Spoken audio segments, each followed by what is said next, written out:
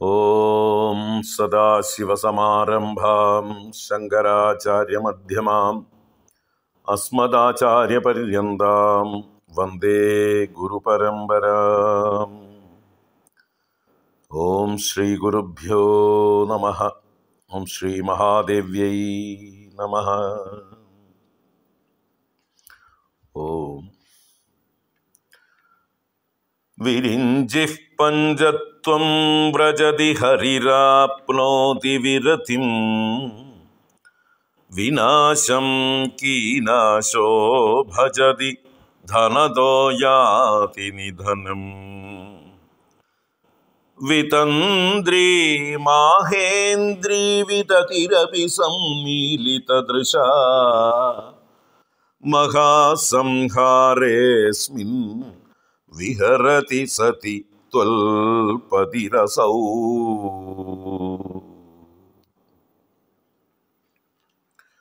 ഹരി ഓം. എല്ലാവർക്കും നമസ്കാരം. സൗന്ദര്യലഹരി 26-ാം ശ്ലോകമാണ് ഇപ്പോൾ ചൊല്ലിയത്.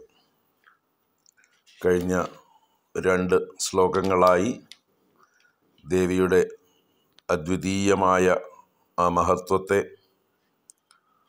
സർവൈശ്വര്യഭാവത്തെ വളരെ വ്യക്തമാക്കി ആചാര്യ ഭഗവത്പാദർ ദേവിയെ സ്തുതിച്ചു. ബാക്കിയുള്ള ത്രിമൂർത്തികളൊക്കെ ദേവിയുടെ കിങ്കരഭാവത്തിൽ ദേവിയുടെ പാദപൂജ ചെയ്ത് ദേവിയുടെ ആജ്ഞാനുവർത്തികളായി പ്രവർത്തിക്കുന്നു എന്നതൊക്കെ സൂചിപ്പിച്ചുവല്ലോ. ഇവിടെ 26-ാമത്തെ ശ്ലോകത്തിൽ പ്രളയകാലത്ത് എല്ലാവരും, ഈ പറഞ്ഞ ദേവന്മാരൊക്കെ ത്രിമൂർത്തികളടക്കമുള്ളതായിട്ടുള്ള സർവരും നശിക്കുന്നു, ലയം പ്രാപിക്കുന്നു. ദേവിക്ക് മാത്രം നാശമില്ല. ദേവി പതിവ്രതയായതുകൊണ്ട് ദേവിയുടെ ആ പാതിവ്രത്യ ശക്തി കൊണ്ട് ദേവിയുടെ ഭർത്താവായ മഹാദേവനും ശേഷിക്കുന്നു എന്നാണ് ഇവിടെ സൂചിപ്പിക്കുന്നത് 26-ാം ശ്ലോകത്തിൽ. സമാനമായിട്ടുള്ള ശ്ലോകങ്ങൾ ഇനിയും ആചാര്യ ഭഗവത്പാദര് സ്തുതിക്കുന്നുണ്ട്. അപ്പോൾ ഈ ശ്ലോകത്തിൻ്റെ സാരം ഒന്ന് നോക്കാം. വിരിഞ്ചിഹി പഞ്ചത്വം വ്രജതി ഹരിഹി ആപ്നോതി വിരതിം വിനാശം കീനാശോ ഭജതി ധനദോ യാതി നിധനം. ഈ വരികളൊന്ന് നോക്കാം. വിരിഞ്ചിഹി പഞ്ചത്വം വ്രജതി. വിരിഞ്ചിഹി എന്ന് പറഞ്ഞാൽ വിരിഞ്ചൻ, വിരിഞ്ചി എന്നൊക്കെയുള്ളത് ബ്രഹ്മദേവൻ്റെ പര്യായ ശബ്ദങ്ങളാണെന്ന് മുമ്പും പറഞ്ഞു കഴിഞ്ഞതാണ്. വിവിധമായ ലോകങ്ങളെ രചിക്കുന്നവൻ, വിവിധം രചയതീതി വിരിഞ്ചഹ, അത് തന്നെയാണ് വിരിഞ്ചിഹി എന്നുകൊണ്ടും ഉദ്ദേശിക്കുന്നത്. അപ്പോൾ ബ്രഹ്മദേവൻ, സൃഷ്ടികർത്താവായ ബ്രഹ്മദേവൻ പഞ്ചത്വം വ്രജതി, പഞ്ചത്വത്തെ ഗമിക്കുന്നു. വ്രജിക്കുക എന്ന് പറഞ്ഞാൽ പ്രാപിക്കുക, ഗമിക്കുക. പഞ്ചത്വത്തെ പ്രാപിക്കുന്നു. പഞ്ചത്വം എന്ന് പറഞ്ഞാൽ എല്ലാവർക്കും അറിയാം, മരണത്തിൻ്റെ ഒരു പര്യായ ശബ്ദമാണ്. കാരണം ഈ പ്രപഞ്ചത്തിലുള്ള സർവ്വചരാചരങ്ങളും പഞ്ചഭൂതങ്ങളെ കൊണ്ടുണ്ടാക്കിയതാണ്. അപ്പോൾ അതിൻ്റെ വിഘടിച്ച് പോകലാണ് പഞ്ചത്വം പ്രാപിക്കുക എന്ന് പറയുന്നത്. ആകാശം, വായു, അഗ്നി, ജലം, പൃഥ്വി മുതലായ പഞ്ചഭൂതങ്ങൾ ഡിസിൻറ്റഗ്രേറ്റ് ചെയ്ത് തിരിച്ച് അവയുടെ കാരണങ്ങളിലേക്ക് ലയിക്കുന്ന പ്രക്രിയയ്ക്കാണ് പഞ്ചത്വം പ്രാപിക്കുക എന്ന് പറയുന്നത്. അപ്പോൾ അത് മരണത്തിൻ്റെ പര്യായമായി തീർന്നു. നമ്മൾ ഏതൊരു ജന്തു മരിച്ചു കഴിഞ്ഞാലും നമുക്ക് നല്ലോണം നിരീക്ഷിച്ചാൽ കാണാൻ പറ്റും, ആ ജന്തുവിൻ്റെ ശരീരം, അതിലെ ആ ശരീരത്തിലുള്ള ആകാശ അംശം പ്രകൃതിയിലെ ആകാശത്തിൽ ലയിക്കും, അതിലെ വായുവിൻ്റെ അംശം പ്രകൃതിയിലെ വായുവിൽ ലയിക്കും, അതിലെ അഗ്നിയുടെ അംശം പ്രകൃതിയിലെ അഗ്നിയിൽ ലയിക്കും, അതിലെ ജലത്തിൻ്റെ അംശം പ്രകൃതിയിലെ ജലത്തിൽ ലയിക്കും, അതിലെ പൃഥ്വി അംശം പ്രകൃതിയിലെ പൃഥ്വിയിൽ ലയിക്കും. അപ്പം അങ്ങനെ വന്നിടത്തേക്ക് തന്നെ എല്ലാം തിരിച്ചു പോകും. പഞ്ചഭൂതങ്ങളായി വിഘടിച്ചു പോകുന്ന പ്രക്രിയയ്ക്ക് പഞ്ചത്വം പ്രാപിക്കുക എന്ന്. അപ്പോൾ ബ്രഹ്മദേവനും മരണം ഉണ്ട് എന്നാണ് ഇവിടെ പറയുന്നത്. തീർച്ചയായിട്ടും ഉണ്ട്. നമ്മുടെ പുരാണങ്ങൾ ഒന്ന് മനസ്സിരുത്തി ആരെങ്കിലും പഠിച്ചിട്ടുണ്ടെങ്കിൽ അവർക്കൊക്കെ അറിയാം ഈ കാര്യം. ഇപ്പോൾ ബ്രഹ്മദേവൻ എന്ന് പറഞ്ഞാൽ എറ്റേണലായിട്ടുള്ള ഒരു എൻറ്റിറ്റി അല്ല.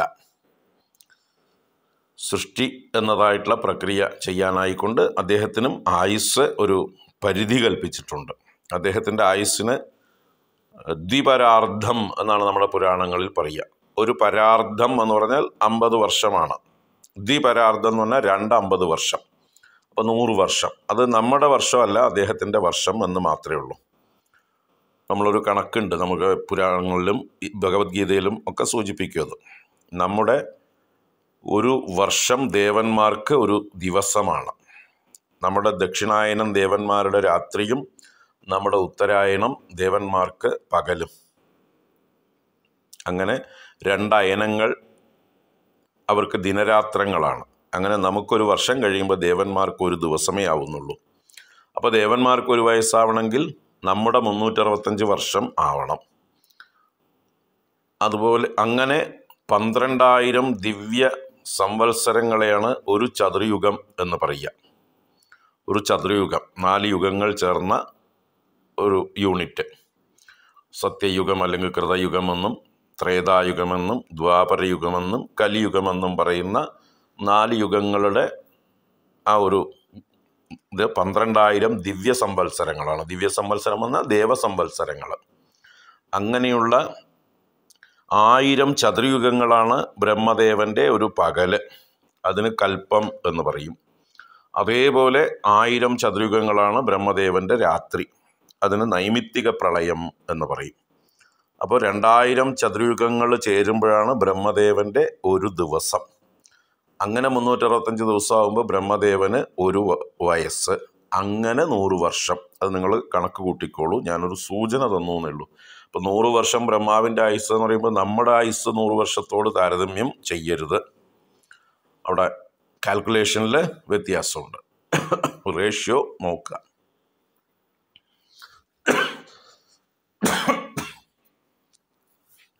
അപ്പോൾ ആ 100 വർഷം കഴിയുമ്പോൾ ബ്രഹ്മദേവനും വിലയം പ്രാപിക്കുന്നു.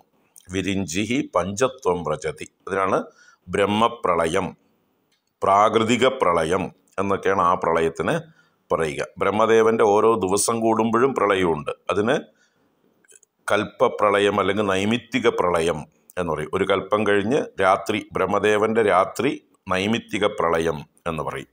ബ്രഹ്മദേവൻ രാത്രി ഉറങ്ങാൻ പോകുന്നത് ഒരു പ്രളയമാണ്. അതുപോലെ ഇവിടെ നിത്യവും നമ്മളെ സംബന്ധിച്ച് നമ്മൾ പകൽ സൃഷ്ടി നടത്തുന്നു, രാത്രി നമ്മളെ സംബന്ധിച്ച് പ്രളയമാണ്. അപ്പോൾ നമ്മളൊക്കെ രാത്രി ഉറങ്ങുന്നു, നമുക്കൊരു സാപേക്ഷിക പ്രളയമാണ്. അതുപോലെ ഇവിടെ നിത്യവും ജീവജാലങ്ങൾ ലയിച്ച് പോയിക്കൊണ്ടിരിക്കുന്നുണ്ട്. അങ്ങനെ നിത്യപ്രളയം സംഭവിച്ചുകൊണ്ടേയിരിക്കുന്നുണ്ട്. നിത്യവും ജനിക്കുന്നു, നിത്യവും മരണം നടന്നുകൊണ്ടേയിരിക്കുന്നുണ്ട്, മാറ്റം നടന്നുകൊണ്ടേയിരിക്കുന്നുണ്ട്. അപ്പം അങ്ങനെ നിത്യപ്രളയം, നൈമിത്തിക പ്രളയം, പ്രാകൃതിക പ്രളയം എന്നൊക്കെ പ്രളയങ്ങൾ പല വിധത്തിലുണ്ട്. ആത്യന്തികമായിട്ടുള്ളൊരു പ്രളയമുണ്ട്. അത് ജ്ഞാനത്തിലാണ്. ആത്മജ്ഞാനം നേടുന്നതോടുകൂടി ഇവിടെ സൃഷ്ടിയുമില്ല, സ്ഥിതിയുമില്ല, സംഹാരവുമില്ല, ലയവുമില്ല എന്നൊക്കെ ഉള്ള അറിവാണ്. സത്യമായ ഒരേ ഒരു വസ്തുവേ ഉള്ളൂ, അത് നിത്യമായിരിക്കുന്നു. അതാണ് ബ്രഹ്മം, അതാണ് എൻ്റെ സ്വരൂപം.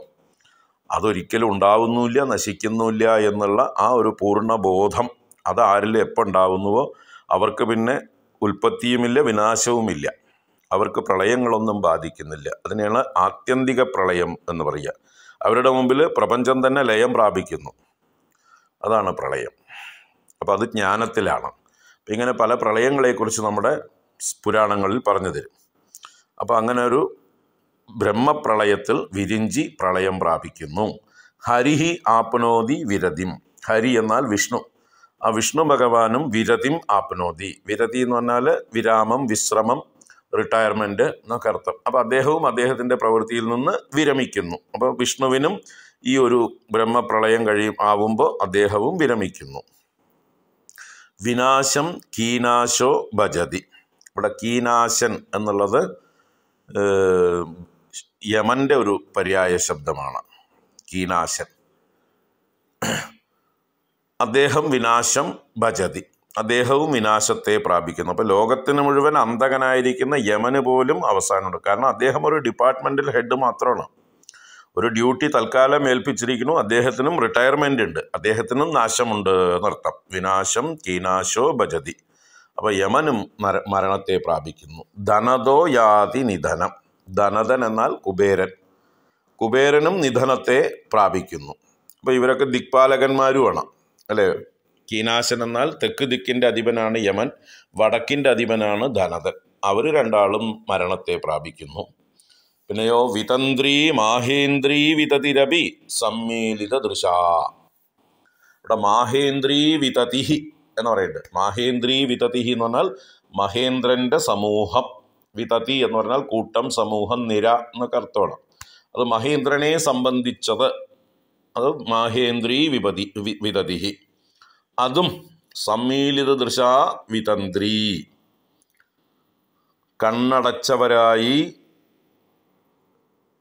ജഡന്മാരായിത്തീരുന്നു, വിശേഷേണ തന്ത്രയെ ബാധിച്ചവരായിത്തീരുന്നു എന്നർത്ഥം.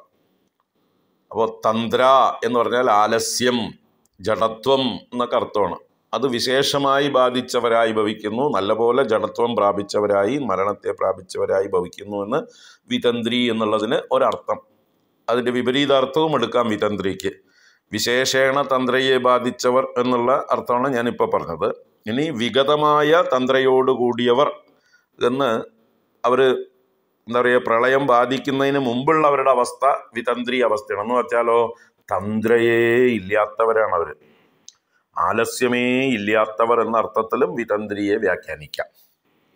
എന്ന് പറഞ്ഞാലോ എപ്പോഴും ഓടി നടന്ന് പണിയെടുക്കുന്നവരാണ്, അവർക്ക് കണ്ണടയ്ക്കൽ പോലും ഇല്ല. അതുകൊണ്ടാണ് ദേവന്മാർക്ക് അനിമേഷന്മാരെന്ന് പേരുണ്ട്. നിമേഷമില്ലാത്തവർ, കണ്ണടയ്ക്കാത്തവർ. അപ്പോൾ കണ്ണടയ്ക്കാതെ ഓടി നടന്ന് പണിയെടുക്കുന്ന ഈ ദേവിയെ പേടിച്ചുകൊണ്ട്, അങ്ങനെ ആലസ്യമില്ലാത്ത ആ മാഹേന്ദ്രീ വിതതിയും മഹേന്ദ്ര സമൂഹങ്ങളും എന്നർത്ഥം. ഇവിടെ മാഹേന്ദ്രീ വിതതി എന്ന് പറഞ്ഞാൽ ഒരുപാട് അർത്ഥമുണ്ട്. മഹേന്ദ്രന്മാർ തന്നെ ബ്രഹ്മാവിൻ്റെ ഒരു കൽപ്പത്തിൽ തന്നെ 14 പേരുണ്ട്. എന്ന് വെച്ചാൽ ബ്രഹ്മദേവൻ്റെ ഒരു പകലിൽ തന്നെ 14 പേര് ഇന്ദ്രന്മാരുണ്ട്. ഒരു മന്വന്തര കാലമാണ് ഒരു ഇന്ദ്രൻ്റെ ടേം. ഒരു മന്വന്തരം കഴിഞ്ഞാൽ അടുത്ത മന്വന്തരത്തിൽ ഇന്ദ്രൻ മാറും. അപ്പം ഇന്ദ്രൻ എന്നുള്ളത് നമ്മുടെ ഗവർണർ എന്നൊക്കെ പറയുന്ന പോലെ ഒരു പദവി മാത്രമാണ്, ഒരു പെർമനന്റ് വ്യക്തിയല്ല. അപ്പോൾ ഇപ്പോഴത്തെ ഇന്ദ്രൻ്റെ പേര് പുരന്ദരൻ എന്നാണ്. അടുത്ത ഇന്ദ്രൻ നമ്മുടെ മഹാബലിയാണ്, കാത്തിരിക്കുകയാണ് അങ്ങേര്. അങ്ങനെ കഴിഞ്ഞ ഓരോ മന്വന്തരങ്ങളിലും ഇന്ദ്രന്മാരുടെ പേരുകളൊക്കെ നമ്മുടെ പുരാണങ്ങളിൽ പറഞ്ഞു തരും. ഇനി വരാനിരിക്കുന്നതായിട്ടുള്ള മന്വന്തരങ്ങളിലെ ഇന്ദ്രന്മാരുടെ പേരും നമ്മുടെ പുരാണങ്ങൾ പറഞ്ഞു തരും. അതൊക്കെയാണ് ഭാഗവതത്തിലൊക്കെ അഷ്ടമസ്കന്ധത്തിൽ മന്വന്തരാനുകഥ എന്നാണ് അഷ്ടമസ്കന്ധത്തിൻ്റെ വിഷയം. അപ്പോൾ അതിലൊക്കെ പറഞ്ഞു തരും. അങ്ങനെ എല്ലാ പുരാണങ്ങളിലും ഇങ്ങനെയുള്ള ഇന്ദ്രന്മാരെ കുറിച്ച്, കാലാകാലങ്ങളിൽ മാറി വരുന്നവരെ കുറിച്ചൊക്കെ പറഞ്ഞിട്ടുണ്ട്.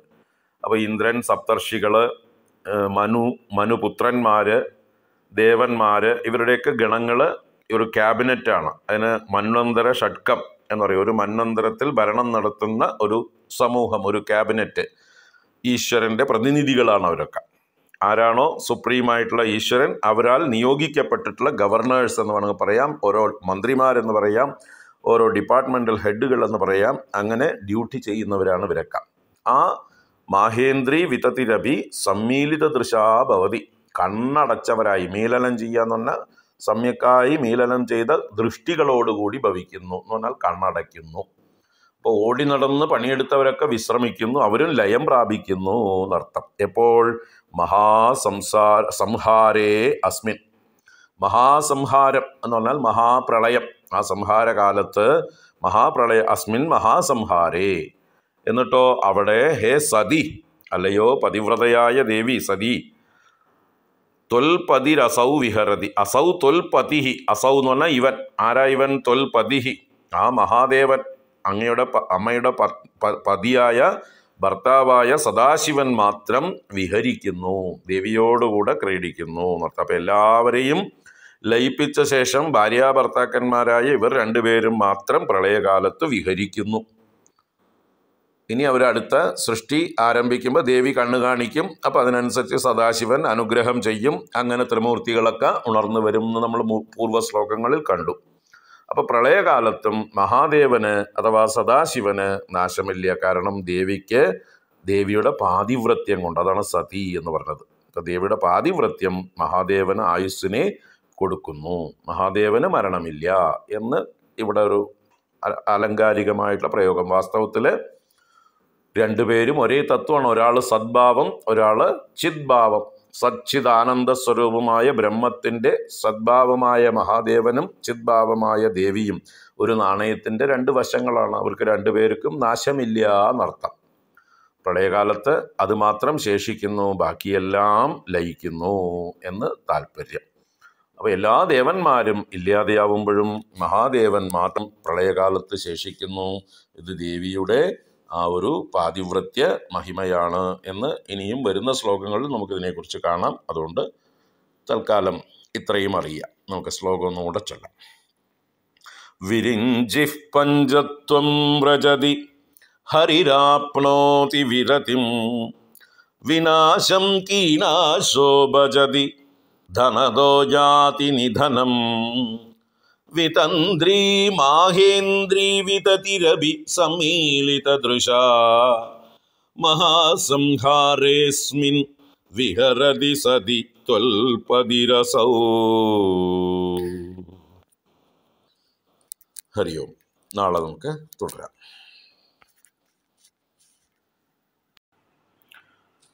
ജപോ ജൽപശില്പം സകലമപി മുദ്രാവിരചന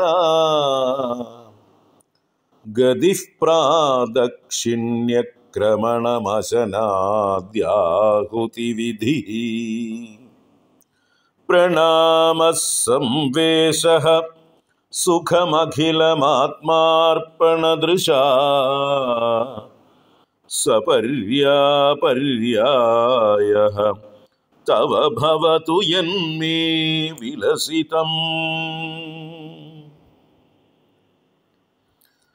ഹരി ഓം. എല്ലാവർക്കും നമസ്കാരം. സൗന്ദര്യലഹരിയിലെ 27-ാം ശ്ലോകമാണ് ഇപ്പോൾ ചൊല്ലിയത്. സൗന്ദര്യലഹരിയിലൊരു ഏറ്റവും പ്രധാനപ്പെട്ട ഒരു ശ്ലോകം എന്ന് പറയാം. ഏറ്റവും മനോഹരമായിട്ടുള്ളൊരു ശ്ലോകം. മറ്റു ശ്ലോകങ്ങളൊന്നും കാണാതെ പഠിച്ചില്ലെങ്കിലും ഈ ഒരു ശ്ലോകം മാത്രമെങ്കിലും എന്ന് വേണമെങ്കിൽ ഏറ്റവും കോംപ്രമൈസ് ചെയ്ത് പറയാം. ഈ ഒരു ശ്ലോകം മാത്രമെങ്കിലും ദേവീ ഭക്തന്മാർ കാണാതെ പഠിച്ച് എപ്പോഴും ചൊല്ലേണ്ടതാണ്. എപ്പോഴും ചൊല്ലിയാൽ അതിൻ്റെ അനുഗ്രഹം ഉണ്ടാകും.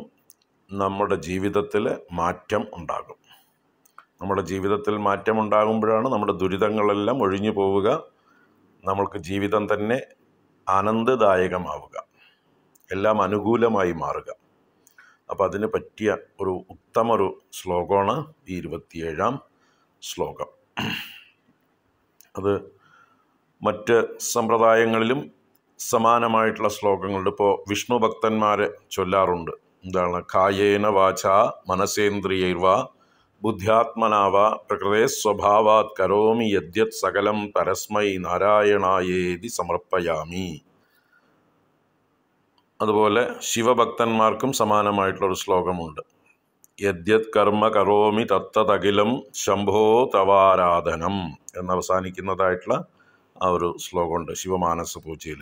ആത്മാത്വം ഗിരിജാമതി സഹചരാഹ പ്രാണ ശരീരം ഗൃഹം പൂജാത്തെ വിഷയോപഭോഗരചന നിദ്രാ സമാധിസ്ഥിതിഃ സഞ്ചാരഃ പദയോ പ്രദക്ഷിണവിധിഃ സ്തോത്രാണി സർവാ ഗിരോ യദ്യത് കർമ്മ കരോമി തത്തതഖിലം ശംഭോ തവാരാധനം. ഇങ്ങനെ നമ്മുടെ ഇഷ്ടദേവത ആരാണോ അവർക്ക് നമ്മളുടെ സർവ കർമ്മങ്ങളും അഥവാ നമ്മുടെ സർവചേഷ്ടകളും സമർപ്പിക്കുകയാണ് ഇവിടെ. അങ്ങനെ സർവസ്വ സമർപ്പണം എന്ന് തന്നെ പറയാം. ആ ഒരു ഭാവന അത് നമ്മുടെ ഉള്ളിൽ എപ്പോഴും നിലനിർത്താനുള്ള ശ്ലോകമാണിതെല്ലാം. അപ്പോൾ നിങ്ങൾ ആരുടെ ഭക്തനാണ് എന്നുള്ളതിനനുസരിച്ചാണ്. ഇപ്പോൾ കൃഷ്ണഭക്തന്മാരാണെങ്കിൽ സർവം കൃഷ്ണാർപ്പണമസ്തു എന്ന് പറഞ്ഞാൽ അവർ ആരംഭിക്കുകയും അവസാനിപ്പിക്കുകയും ചെയ്യുക, അല്ലേ? അതുതന്നെയാണ് നാരായണായേതി സമർപ്പയാമി എന്ന് വിഷ്ണു ഭക്തന്മാർ കായേന വാച കൊണ്ട്, ശിവഭക്തന്മാർ സർവം ശിവനായിക്കൊണ്ട് സമർപ്പിക്കുന്നു. യദ്യത് കർമ്മ കരോമി തത്തതഖിലം ശംഭോ തവാരാധനം. അപ്പോൾ അതുപോലെ ദേവീ ഭക്തന്മാർക്ക് തൻ്റെ എല്ലാ ചേഷ്ടകളും തൻ്റെ പ്രകൃതി സ്വഭാവം കൊണ്ട് താൻ ചെയ്യുന്ന എല്ലാ ചേഷ്ടകളും ദേവിയുടെ പൂജയായി ദേവിയോട് സ്വീകരിക്കാൻ പറയുകയാണ്. കാരണം എനിക്ക് പ്രത്യേകമായിട്ട് പൂജ ചെയ്യാനൊന്നും സൗകര്യമില്ല, എൻ്റെ പ്രാരബ്ധം എന്നെ അനുവദിക്കുന്നില്ല. എനിക്ക് രാവിലെ എഴുന്നേറ്റ എൻ്റെ പ്രാരബ്ധം എന്നെ പല ദിക്കിലേക്കും പല പ്രവൃത്തികളിലേക്കും ഓടിച്ചുകൊണ്ടേയിരിക്കുന്നു. അപ്പോൾ ഞാൻ എവിടെയായിരുന്നാലും, ഞാൻ ഏത് കർമ്മങ്ങൾ, എൻ്റെ ലൗകിക കർമ്മങ്ങളൊക്കെ ചെയ്യുമ്പോഴും എൻ്റെ ആഹാര, നിദ്ര, ഭയ, മൈഥുനാദി കാര്യങ്ങളിലൊക്കെ വേണ്ടതായിട്ടുള്ള പ്രവൃത്തികൾ ചെയ്യുമ്പോൾ അതൊക്കെ അമ്മയുടെ പൂജയായി മാറട്ടെ. അത് അമ്മ പൂജയായിട്ട് അങ്ങോട്ട് സ്വീകരിച്ചോളൂ. ഈ പുത്രനോടുള്ള സ്നേഹവാത്സല്യങ്ങൾ കൊണ്ട് ഞാൻ ചെയ്യുന്നതൊക്കെ പൂജയാക്കി സ്വീകരിക്കൂ എന്ന് പറയണം. പക്ഷേ പ്രാരംഭത്തിൽ നമ്മൾ എന്തു ചെയ്യുന്നതും ഏത് ചേഷ്ടകളും ദേവിക്ക് സമർപ്പിച്ച് ഇതിങ്ങനെ സങ്കല്പിച്ച് കഴിഞ്ഞാൽ കുറച്ച് കഴിയുമ്പോൾ നമ്മൾ തന്നെ ചിന്തിക്കാൻ തുടങ്ങും. അല്ല, ഞാൻ എന്തൊക്കെയാണ് ഈ ചെയ്തുകൊണ്ടിരിക്കുന്നതൊക്കെ ദേവിക്ക് പൂജയാണെന്ന് പറയുകയും ചെയ്യണു. അപ്പോൾ ദേവിക്ക് പൂജയാവണമെങ്കിൽ ദേവിക്ക് സന്തോഷമാവണ്ടേ ഞാൻ ചെയ്യുന്നത് കൊണ്ട്? അപ്പം നല്ലതല്ലേ ചെയ്യാവൂ? പൂജ എന്ന് പറഞ്ഞാൽ ശ്രേഷ്ഠമായിട്ടുള്ളൊരു കർമ്മമല്ലേ. നമ്മൾ ആരെ പൂജിക്കുന്നുവോ അവർക്ക് സന്തോഷം ജനിപ്പിക്കുവാനുള്ളതാണല്ലോ പൂജാകർമ്മം. അപ്പം ഞാൻ ചെയ്യുന്നതൊക്കെ ദേവിക്ക് ഇഷ്ടമാവുണ്ടോ എന്ന് ചിന്തിക്കാൻ തുടങ്ങും. അങ്ങനെയാണ് നമ്മുടെ ആ പ്രവൃത്തികളിൽ പതുക്കെ മാറ്റങ്ങൾ ഉണ്ടാവുക. ഞാൻ ചെയ്യുന്നത് ദേവിക്ക് പ്രീതികരമാവണം എന്നാവുമ്പോൾ നമ്മുടെ ചേഷ്ടകളിലൊക്കെ ഒരു നിയന്ത്രണം ഉണ്ടാവും, ബോധപൂർവമാകും. ഇപ്പം നമ്മൾ യാന്ത്രികമായി നമ്മുടെ പ്രകൃതി, നമ്മുടെ വാസനകൾ നമ്മളെ ബലാത്കാരേണ ചെയ്തുകൊണ്ടിരിക്കുന്ന പ്രവൃത്തികൾ പതുക്കെ നമ്മൾ ബോധപൂർവമായി മാറുകയും മാറ്റം വരുത്താനുള്ള ആത്മാർത്ഥമായിട്ടൊരു ശ്രമം ഉണ്ടാവുകയും. കാരണം നമുക്ക് ദേവിയോട് സ്നേഹമുണ്ട്, ദേവി സന്തോഷിക്കണം എന്നുള്ള താല്പര്യമുണ്ട്. അപ്പോൾ ചെയ്യുന്നതിനെയൊക്കെ പതുക്കെ നമ്മൾ എന്താണ് ദേവിയുടെ ഇഷ്ടം എന്ന് ചിന്തിക്കാൻ തുടങ്ങും. ഞാൻ എന്ത് ചെയ്താൽ ദേവിക്ക് തൃപ്തിയാവും? അപ്പോൾ നല്ലത് മാത്രം ചെയ്യുന്ന ഒരു പ്രവണത നമ്മളിലേക്ക് പതുക്കെ വരും. അങ്ങനെ ചെയ്യുന്നതെല്ലാം നല്ല സൽപ്രവൃത്തികളായി മാറും. അതാണ് ഇതിൻ്റെ താല്പര്യം. അപ്പോൾ നമുക്കിതിൻ്റെ അക്ഷരാർത്ഥം ആദ്യം ഒന്ന് നോക്കാം. ജപോ ജൽപഃ ശില്പം സകലമപി മുദ്രാവിരചന ഗതിഃ പ്രാദക്ഷിണ്യക്രമണം അശനാദി ആഹുതിവിധിഃ. ഈ രണ്ട് വരികൾ ആദ്യം നോക്കാം. ജപോ ജൽപഃ എന്ന് പറഞ്ഞാൽ ഇവിടെ മമ ജൽപഃ തവ ജപഃ ഭവതു എന്നാണ് അവിടെ താല്പര്യം. എൻ്റെ ജൽപ്പങ്ങളെല്ലാം അമ്മയുടെ നാമജപങ്ങളായി മാറട്ടെ. അപ്പോൾ എൻ്റെ ജൽപ്പം എന്ന് പറഞ്ഞാൽ ഞാൻ യാദൃച്ഛികമായി ചെയ്യുന്ന ഏത് സംഭാഷണങ്ങളും ഒരു പ്രത്യേക ഉദ്ദേശത്തോട് കൂടിയിട്ടൊന്നുമല്ല. ആരെ കാണുമ്പോഴും നമ്മൾ എന്തെങ്കിലുമൊക്കെ പറയും. പലപ്പോഴും പല അർത്ഥമില്ലാത്ത കാര്യങ്ങളൊക്കെയാണ് നമ്മൾ ചർച്ച ചെയ്യുക, അല്ലേ? ഒരർത്ഥം ഉണ്ടാവില്ല, ഒരു പ്രയോജനം ഉണ്ടാവില്ല. അങ്ങനെയുള്ള പലതും നമ്മൾ ജൽപ്പനം ചെയ്യും. എന്നാൽ ഒരു ബ്ലാബറിങ് എന്ന് തന്നെ പറയാം.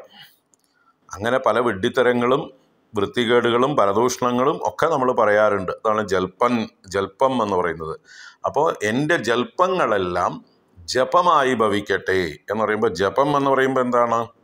ജപം എന്ന് പറയുന്നത് ദേവിയുടെ നാമങ്ങളോ മന്ത്രങ്ങളോ അതിനൊരു കൃത്യമായിട്ടുള്ള നിയമം വെച്ച് നമ്മൾ ആവർത്തിച്ച് ചൊല്ലുന്നതിനെയാണ് ജപം എന്ന് പറയുന്നത്. അപ്പോൾ എപ്പോഴും ദേവിയുടെ സ്മരണ നിലനിൽക്കാൻ വേണ്ടി ആ ദേവിയുടെ നാമങ്ങളെ അല്ലെങ്കിൽ മന്ത്രങ്ങളെ ബോധപൂർവം ഉച്ചരിക്കുന്നതിനാണ് ജപം എന്ന് പറയുന്നത്. പക്ഷെ ഇപ്പം ഞാൻ ബോധപൂർവമല്ല, അബോധപൂർവം എന്തൊക്കെയോ പറയുന്നു. അതൊക്കെ അമ്മ ജപമായിട്ട് എടുത്തോളൂ എന്നാണ് എൻ്റെ പ്രാർത്ഥന. കുറെ കഴിയുമ്പോൾ ഈ പ്രാർത്ഥന നമ്മുടെ ഉള്ളിൽ ഒരു ഉണർവ് ഉണ്ടാക്കും. അതാണ് ഞാൻ ആദ്യമേ പറഞ്ഞത്. അപ്പോൾ അവിടെ നിൽക്കട്ടെ. ജപോ ജൽപഃ ശില്പം സകലമപി മുദ്രാവിരചന എന്ന് പറഞ്ഞു. ശില്പം എന്ന് പറഞ്ഞാൽ കരകൗശലം എന്നാണ്. ശില്പം എന്ന് പറഞ്ഞാൽ നമ്മളെ കൈകളെ കൊണ്ട് ചെയ്യുന്ന എല്ലാ പ്രവൃത്തികളും എന്നാണ് ശില്പശബ്ദത്തിന് അർത്ഥം. അപ്പോൾ നമ്മുടെ കൈകൾ കൊണ്ട് ചെയ്യുന്ന ഏത് പ്രവൃത്തിയും സകലം അപി, സകലം എന്ന് പറഞ്ഞാൽ മുഴുവനും എന്നർത്ഥം. ഞാൻ ചെയ്യുന്ന കൈകളെ കൊണ്ട് ചെയ്യുന്ന ഏത് പ്രവൃത്തി, എൻ്റെ ഊണ് കഴിക്കലാവട്ടെ, അല്ലെങ്കിൽ ഏതെങ്കിലും ഞാൻ എൻ്റെ തൊഴിൽ ചെയ്യുന്നതാവട്ടെ, അല്ലെങ്കിൽ മറ്റുള്ളവർക്ക് വേണ്ടി എന്തെങ്കിലും ചെയ്യുന്നതാവട്ടെ, എന്ത് ചെയ്യുമ്പോഴും സകലം ശില്പമപി മുദ്രാവിരചന എന്ന് പറഞ്ഞാലോ ദേവിയുടെ പൂജയുടെ അംഗമായിട്ടുള്ള ആ മുദ്രകളെ വിരചിക്കുന്ന പ്രവൃത്തിയായി മാറട്ടെ എന്നർത്ഥം. അപ്പോൾ ഈ താന്ത്രികമായിട്ടുള്ള പൂജകളിലൊക്കെ പലതരം മുദ്രാപ്രകടനങ്ങളൊക്കെ ഉണ്ട്. അതെല്ലാം ദേവിയുടെ ഓരോരോ സന്തോഷിപ്പിക്കുന്നതിന് വേണ്ടിയിട്ടുള്ളതാണ് ഈ മുദ്രാപ്രകടനങ്ങളെല്ലാം. സംക്ഷോഭണം, ദ്രാവണം, ആകർഷണം, വശ്യം, ഉന്മാദം, മഹാങ്കുശം, ഖേചരി, ബീജയോനി, ത്രികണ്ഠം മുതലായിട്ടുള്ള പലതരം മുദ്രാപ്രകടനങ്ങളുണ്ട്. അതുകൊണ്ടൊക്കെ ഓരോ തത്വങ്ങളാണ് പ്രകടിപ്പിക്കുന്നത്. ഇപ്പോൾ ദേവിയെ സന്തോഷിപ്പിക്കാൻ വേണ്ടിയിട്ടുള്ള കാര്യങ്ങളാണിതെല്ലാം. അപ്പോൾ പൂജയുടെ അംഗമായിട്ടുള്ള മുദ്രാവിരചനകളായി അപ്പം ഞാൻ ചെയ്യുന്ന കൈകൊണ്ട് ചെയ്യുന്ന കർമ്മങ്ങളെല്ലാം ദേവിക്കുള്ള പൂജയുടെ അംഗങ്ങളായി ഭവിക്കട്ടെ എന്നർത്ഥം. പുഷ്പങ്ങളോ ധൂപദീപങ്ങളോ നൈവേദ്യങ്ങളോ ഇതൊക്കെ സമർപ്പിക്കുമ്പോഴും നമുക്ക് ഓരോ മുദ്രകളുണ്ട്. അപ്പോൾ ആ മുദ്രകളായി ഭവിക്കട്ടെ എന്നാണ് പ്രാർത്ഥന. അതുപോലെ ഗതിഹി പ്രാദക്ഷിണ്യക്രമണം. ഗതി എന്ന് പറഞ്ഞാൽ എൻ്റെ സഞ്ചാരം, ഞാൻ ഗമിക്കുന്നതെല്ലാം. ഞാൻ എവിടേക്കാണ് പോണത്, എന്തിനാ പോണതെന്നൊന്നും എനിക്കറിയില്ല. യാദൃച്ഛികമായി പല കാര്യങ്ങൾക്കും ഞാൻ ഓടി നടക്കും.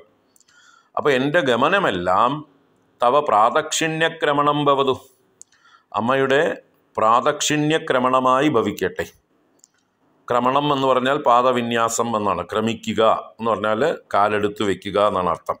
ക്രമ് പാദവിക്ഷേപേ എന്നാണ് ധാതുവിൻ്റെ അർത്ഥം. അപ്പോൾ ആക്രമണം, സംക്രമണം, ചംക്രമണം, പരിക്രമണം, അഭിക്രമണം ഒക്കെ അതിന് ഉപസർഗങ്ങൾ ചേർത്ത് അർത്ഥങ്ങൾ മാറ്റി മാറ്റി കൊണ്ടുവരും. അപ്പോൾ ക്രമിക്കുക എന്നുള്ള ധാതുവിന് കാലെടുത്ത് വയ്ക്കുക. അപ്പോൾ പ്രാദക്ഷിണ്യക്രമണം എന്ന് പറഞ്ഞാലോ പ്രദക്ഷിണത്തിനായി കൊണ്ടുള്ള കാൽവെപ്പുകളായി മാറട്ടെ. അപ്പം ഞാൻ എവിടെയൊക്കെ സഞ്ചരിക്കുന്നുവോ അതൊക്കെ ദേവിയുടെ പ്രദക്ഷിണമായി ഭവിക്കട്ടെ എന്നാണ് താല്പര്യം. എന്താ പ്രദക്ഷിണം എന്നുള്ള വാക്കിൻ്റെ അർത്ഥം? പ്രദക്ഷിണം എന്ന് തന്നെ പലർക്കും പറയാനറിയില്ല. പ്രദക്ഷിണം എന്ന് പറയും പലരും. പ്രദക്ഷിണം എന്ന് പറഞ്ഞാൽ ഓരോ നിമിഷം തോറും എന്നാണ് അർത്ഥം. പ്രദക്ഷിണം എന്ന് പറഞ്ഞാൽ വലം വയ്ക്കുക എന്നാണ്. ദക്ഷിണം എന്ന് പറഞ്ഞാൽ വലതുഭാഗം. പ്രദക്ഷിണം പ്രകർഷേണ ദക്ഷിണ ഭാഗത്താക്കുക. ആരെ? നമ്മുടെ ഇഷ്ടദേവനെ. നമ്മൾ ആരെ വലം വയ്ക്കുന്നുവോ അവർ നമ്മുടെ വലതുഭാഗത്ത് വരണം. അപ്പോൾ ക്ലോക്ക് വൈസ് ആയിട്ടുള്ള നമ്മുടെ റിവോൾവിംഗ് ആണ്. നമ്മൾ ആ ദേവനെ ചുറ്റുന്ന പ്രവൃത്തിക്കാണ് പ്രദക്ഷിണം എന്ന് പറയുക. അപ്പോൾ അതിൻ്റെ താല്പര്യം എന്താ വെച്ചാൽ ദക്ഷിണ ഭാഗത്താക്കുക എന്ന് പറഞ്ഞാൽ ശ്രേഷ്ഠ സ്ഥാനത്താക്കുക, നമ്മൾ ഭൃത്യസ്ഥാനത്ത് നിൽക്കുക എന്നൊക്കെയാണ് അതിൻ്റെ താല്പര്യം. ഒരു യജമാനനും ഭൃത്യനും സഞ്ചരിക്കുമ്പോൾ യജമാനൻ വലതുവശത്തും ഭൃത്യൻ ഇടതുവശത്ത് പുറകിലായിട്ടും സഞ്ചരിക്കണം. രാജാവും ഭൃത്യനും സഞ്ചരിക്കുമ്പോൾ രാജാവ് മുമ്പേ നടക്കുമ്പോൾ രാജാവിൻ്റെ ഇടതുവശത്തായിട്ട് വേണം ബോഡി ഗാർഡോ അല്ലെങ്കിൽ ഭൃത്യനോ കാര്യസ്ഥനോ ഒക്കെ സഞ്ചരിക്കാനായിക്കൊണ്ട്. അതങ്ങനെ ഒരു ഫോർമാലിറ്റി, പ്രോട്ടോക്കോൾ എന്നൊക്കെ പറയില്ലേ. ആ ബഹുമാന സൂചകമായിട്ടും രാജാവ് എന്ത് പറഞ്ഞാലും പെട്ടെന്ന് കാര്യം സാധിച്ചു കൊടുക്കാനും ഒക്കെ അങ്ങനെ ഒരു ഇതാണ് വ്യവസ്ഥ. അപ്പോൾ വലതുവശത്തിന് പ്രാധാന്യവും ഇടതുവശത്തിന് രണ്ടാം സ്ഥാനവും. അപ്പോൾ നമ്മൾ ഭൃത്യന്മാർ ഇടതുവശത്തും സ്വാമിമാർ അല്ലെങ്കിൽ യജമാനന്മാർ വലതുവശത്തും നടക്കുക എന്നുള്ളത് ഒരു പ്രോട്ടോക്കോളാണ്. ഇന്നതൊന്നും ആർക്കും അറിയില്ല. അപ്പോൾ അങ്ങനെയുള്ള അതിൻ്റെ ഒരു തത്വമാണ് പ്രാദക്ഷിണ്യം എന്ന് പറയുന്നത്. ഞാൻ സഞ്ചരിക്കുന്നതൊക്കെ ദേവിയുടെ പ്രദക്ഷിണമായി മാറട്ടെ. പ്രാദക്ഷിണ്യക്രമണം. അശനാദി ആഹുതി വിധി. എൻ്റെ അശനാദി എന്ന് പറഞ്ഞാൽ അശനം എന്ന് പറഞ്ഞാൽ ഭക്ഷണം കഴിക്കുക. ഞാൻ ഭക്ഷണം കഴിക്കുന്നതൊക്കെ ആഹുതി വിധിയായി മാറട്ടെ. ആഹുതി എന്ന് പറഞ്ഞാലോ ഹോമം, ദേവിക്ക് ചെയ്യുന്ന ഹോമത്തിൻ്റെ വിധിയായി മാറട്ടെ, ഹോമപൂജാദികളായി ഭവിക്കട്ടെ എന്നാണ്. അപ്പോൾ ഞാൻ ഉള്ളിലേക്ക് സ്വാഹ സ്വാഹ സ്വാഹ എന്ന് പറഞ്ഞ് എൻ്റെ ഉള്ളിലേക്കുള്ള ഭക്ഷണമൊക്കെ ദേവിക്കുള്ള നിവേദ്യമായി മാറട്ടെ എന്ന് താല്പര്യം. പ്രണാമഃ സംവേശ. എൻ്റെ സംവേശം എന്ന് പറഞ്ഞാൽ ഞാൻ കിടക്കയിലേക്ക് പ്രവേശിക്കുന്നത് എന്നൊക്കെ അർത്ഥമാണ്. അപ്പം ഞാൻ കിടക്കുന്നത് എന്നർത്ഥം.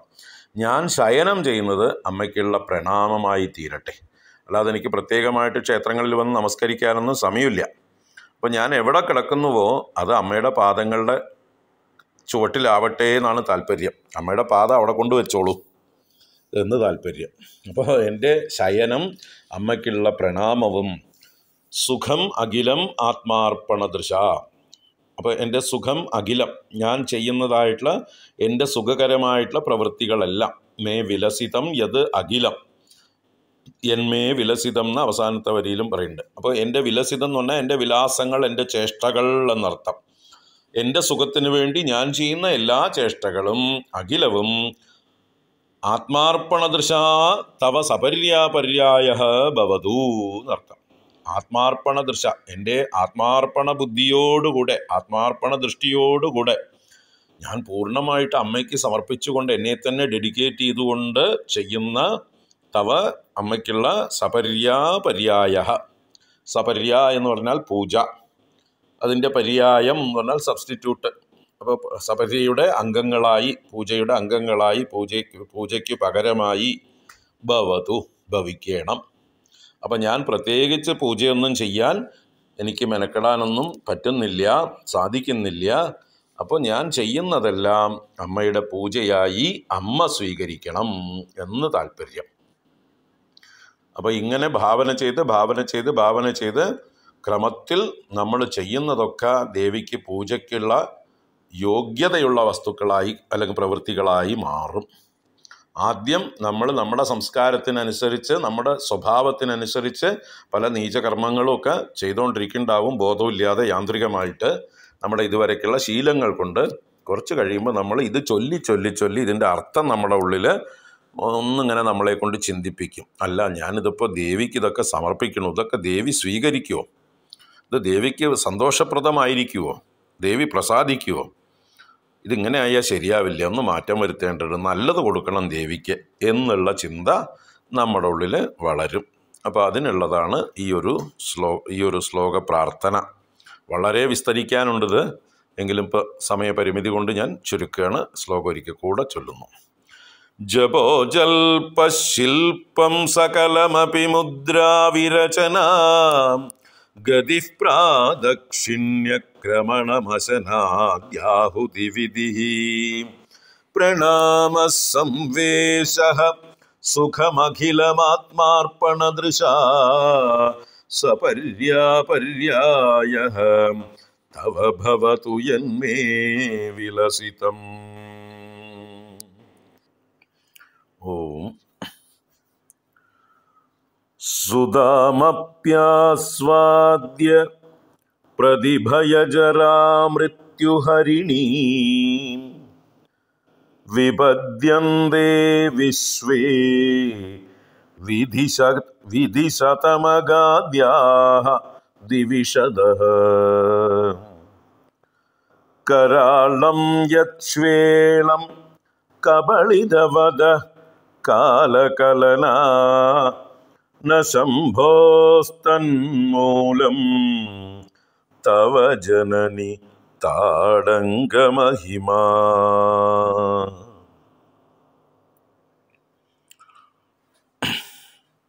ഹരി ഓം. എല്ലാവർക്കും നമസ്കാരം. സൗന്ദര്യലഹരി 28ാമത്തെ ശ്ലോകമാണ് ഇപ്പോൾ ചൊല്ലിയത്. കഴിഞ്ഞ ശ്ലോകം 27ാമത്തെ ശ്ലോകം സൗന്ദര്യലഹരിയിലെ ഏറ്റവും മനോഹരമായിട്ടുള്ള ശ്ലോകമാണെന്ന് ഇന്നലെ പറഞ്ഞു. എത്ര പറഞ്ഞാലും അതിൻ്റെ അർത്ഥം തീരില്ല. കാരണം ഭഗവത്ഗീതയിലെ കർമ്മയോഗത്തിൻ്റെ, ഭക്തിയോഗത്തിൻ്റെയൊക്കെ സാരമാണ്. ഭാഗവതത്തിൽ പറയുന്ന ഭാഗവത ധർമ്മം എന്ന് പറയുന്നതും ഇതുതന്നെയാണ്. ഇവിടെ ആർക്കാണ് സമർപ്പിക്കുന്നത് എന്നുള്ളത് ഇഷ്ടദേവതയായിട്ടുള്ള ജഗദംബയ്ക്ക് സമർപ്പിക്കുന്നു നമ്മുടെ കർമ്മങ്ങളെ മുഴുവൻ എന്നുള്ളതാണ് ഇവിടെയുള്ളൊരു വിശേഷം. നമ്മുടെ സംഭാഷണങ്ങളെല്ലാം, ജൽപ്പനങ്ങളെല്ലാം ജപമായി ഭവിക്കട്ടെ. കൈകൊണ്ട് ചെയ്യുന്ന എല്ലാ ക്രിയകളും ദേവിക്കുള്ള പൂജയിലെ മുദ്രകളായി ഭവിക്കട്ടെ. എൻ്റെ സഞ്ചാരങ്ങളെല്ലാം ദേവിയുടെ പ്രദക്ഷിണമായി ഭവിക്കട്ടെ. ഞാൻ ഭക്ഷിക്കുന്നതെല്ലാം അല്ലെങ്കിൽ മറ്റിന്ദ്രിയങ്ങളെ കൊണ്ട് അനുഭവിക്കുന്നതും ഒക്കെ ഭക്ഷണം തന്നെയാണ്. കണ്ണുകൊണ്ട് കാണുന്നതും കാതുകൊണ്ട് കേൾക്കുന്നതും ഓരോ ഇന്ദ്രിയങ്ങളെ കൊണ്ട് അനുഭവിക്കുന്നതും ദേവിക്കുള്ള ആഹൂതിയായി, ഹോമാഹൂതിയായി ഭവിക്കട്ടെ.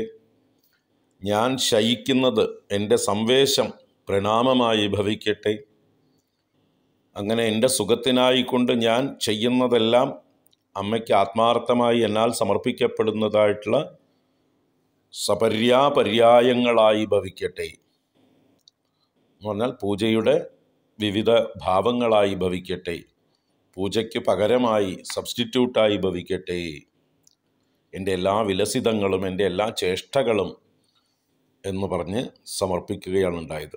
അപ്പോൾ ഈ ഒരു ഭാവനയോടുകൂടി നമ്മൾ നിത്യവും നമ്മൾ എന്ത് ചെയ്യുമ്പോഴും ഈ ഒരു ശ്ലോകം ചൊല്ലി അതിൻ്റെ ഒരു അർത്ഥം ഭാവന ചെയ്തു കഴിഞ്ഞാൽ പതുക്കെ പതുക്കെ പതുക്കെ നമ്മുടെ പ്രവൃത്തികളൊക്കെ പൂജയുടെ തലത്തിലേക്ക് ഉയരും എന്ന് പറഞ്ഞാൽ ഉത്തമമായിട്ടുള്ള പ്രവൃത്തികളായി മാറും.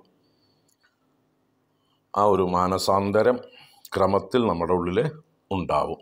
ഒരു ട്രാൻസ്ഫോർമേഷൻ നമ്മളിൽ വളരെ പതുക്കെയാണെങ്കിലും സംഭവിക്കും. അത് വളരെ സൂക്ഷ്മമായിരിക്കും. നമുക്ക് പ്രത്യക്ഷമായി പെട്ടെന്നൊന്നും പ്രകടമായി തോന്നിയില്ല എന്ന് വരും. പക്ഷെ കുറേ കാലം കഴിഞ്ഞ് തിരിഞ്ഞു നോക്കുമ്പോൾ ആ മാറ്റം നമുക്ക് തിരിച്ചറിയാൻ പറ്റും. ചിലപ്പോൾ 2 കൊല്ലോ 3 കൊല്ലോ 5 കൊല്ലോ കഴിഞ്ഞ് തിരിഞ്ഞു നോക്കുമ്പോഴായിരിക്കും നമ്മൾ ആകെ മാറിയിരിക്കുന്നത് നമുക്ക് തിരിച്ചറിയാം. അപ്പോൾ ഇതൊരു ശ്ലോകം വളരെ ഹൃദ്യമായിട്ടുള്ള എല്ലാവരും മനസ്സിലാക്കി വെക്കേണ്ടതായിട്ടുള്ള ശ്ലോകമാണെന്ന് ഒന്നുകൂടെ ഓർമ്മിപ്പിക്കുകയാണ്. നമുക്ക് ഇന്നത്തെ ശ്ലോകത്തിലേക്ക് നോക്കാം. ഇവിടെ മുമ്പ് പറഞ്ഞൊരു ശ്ലോകത്തിൻ്റെ തുടർച്ച തന്നെയാണ് 28ാം ശ്ലോകവും.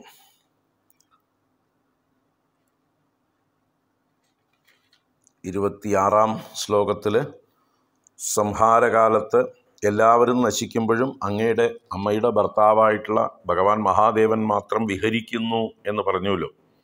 അതിനെ മറ്റൊരു പ്രകാരാന്തരേണ വർണ്ണിക്കുകയാണ് ഇവിടെ.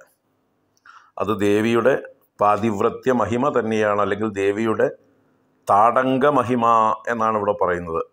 തവ ജനനി താടങ്ക മഹിമ എന്ന അവസാനത്തെ വരിയിൽ പറയും.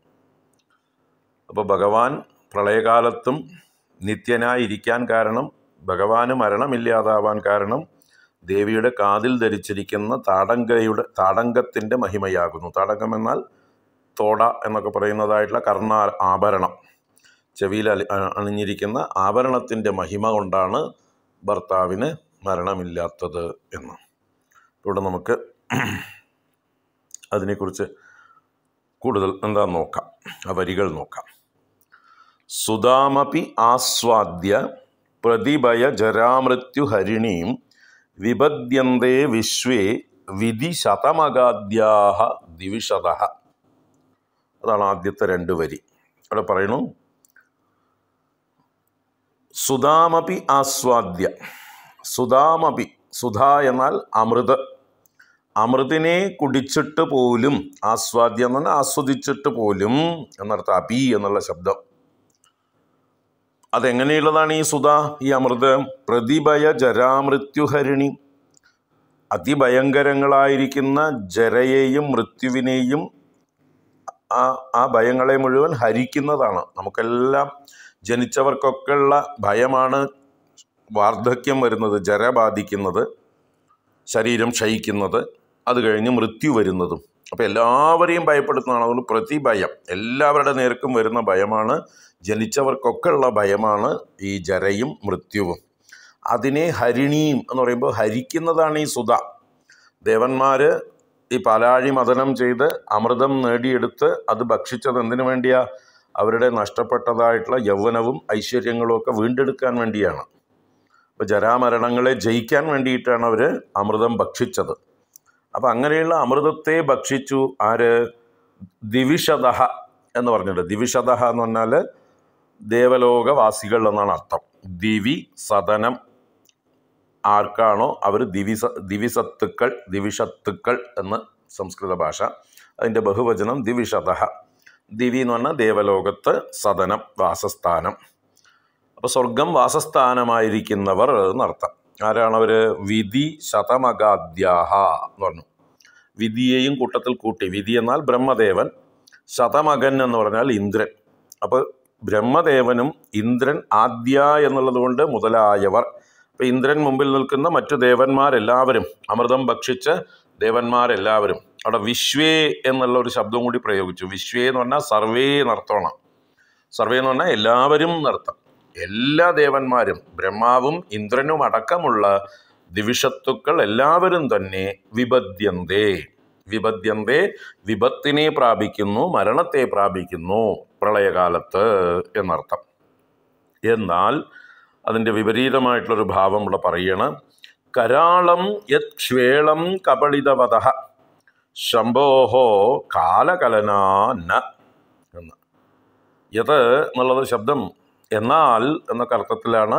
പക്ഷേ എന്നൊക്കെ അർത്ഥത്തിൽ യത് കരാളം ക്ഷ്വേളം കപളിതവതഃ.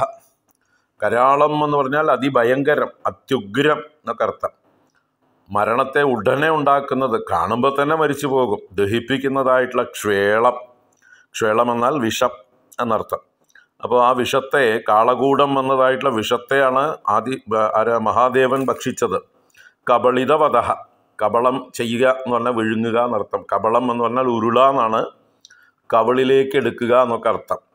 നമ്മുടെ വായിൻ്റെ ഉള്ളിലേക്ക് എടുക്കുന്നതിന് കബളിതവതഃ, അങ്ങനെ വിഴുങ്ങി ഉരുളയാക്കി വിഴുങ്ങിയതായിട്ടുള്ള ശംഭോഹോ, ആ ശംഭുവിന് കാലകലനാന്ന, കാലത്തിൻ്റെ കണക്ക് ഇല്ല എന്ന്. കലന എന്ന് പറഞ്ഞാൽ കണക്കാണ്, അല്ലെങ്കിൽ കാലത്തിൻ്റെ ബാധ എന്നൊക്കെ അർത്ഥം. കാലത്തിൻ്റെ പരിധി എന്നൊക്കെ അർത്ഥത്തിലെടുക്കാം. അദ്ദേഹത്തിന് മാത്രം കാലത്തിൻ്റെ യാതൊരു കണക്കുമില്ല, കാലം ബാധിക്കപ്പെടുന്നില്ല, കാലത്തിൻ്റെ പരിമിതിയില്ല എന്ന് പറഞ്ഞിട്ട് തന്മൂലം, അതിൻ്റെ കാരണം എന്താന്ന് എനിക്കറിയാം എന്ന് ആദിശങ്കര ഭഗവത്പാദർ ദേവിയോട് പറയണം. എന്താണ് അതിന് കാരണം? മഹാദേവൻ വിഷം കഴിച്ചിട്ടും മരിക്കുന്നില്ല, മറ്റവർ അമൃത് കഴിച്ചിട്ടും മരിക്കുന്നു. എന്താ അതിന് കാരണം? ഹേ ജനനി, അല്ലയോ അമ്മേ, ലോകത്തിൻ്റെ മുഴുവൻ അമ്മേ, തവ താടങ്ക മഹിമ. അതിന് കാരണം, മഹാദേവന് മരണമില്ലായ്മയ്ക്ക് കാരണം അമ്മയുടെ കർണാഭരണത്തിൻ്റെ മഹിമയാണ് എന്ന് പറയണം. അപ്പം എന്താ അവിടെ കർണാഭരണവും മഹാദേവനും ഒക്കെ തമ്മിലുള്ള ബന്ധം എന്ന് വെച്ചാൽ, ഒരു സുമംഗലിയായിട്ടുള്ള സ്ത്രീയാണ് കർണാഭരണമൊക്കെ അലങ്കരിക്കുക, അല്ലേ?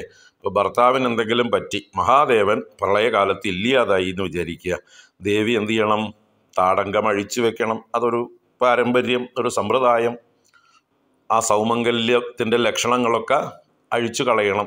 അപ്പോൾ കാതിലെ ആഭരണങ്ങൾ, കർണാഭരണങ്ങൾ അഴിച്ചു കളയേണ്ടി വരും. അങ്ങനെ അഴിച്ചു കളയാൻ പറ്റിയ ആഭരണമാണോ ഇത് ദേവിക്ക്? ദേവിയുടെ കാതിലുള്ള താടങ്കം. ആ താടങ്കത്തെക്കുറിച്ച് ലളിതാ സഹസ്രനാമത്തിൽ പറഞ്ഞിട്ടുണ്ട്. എന്താണത്? താടങ്കയുഗളീഭൂത തപനോടുപമണ്ഡല.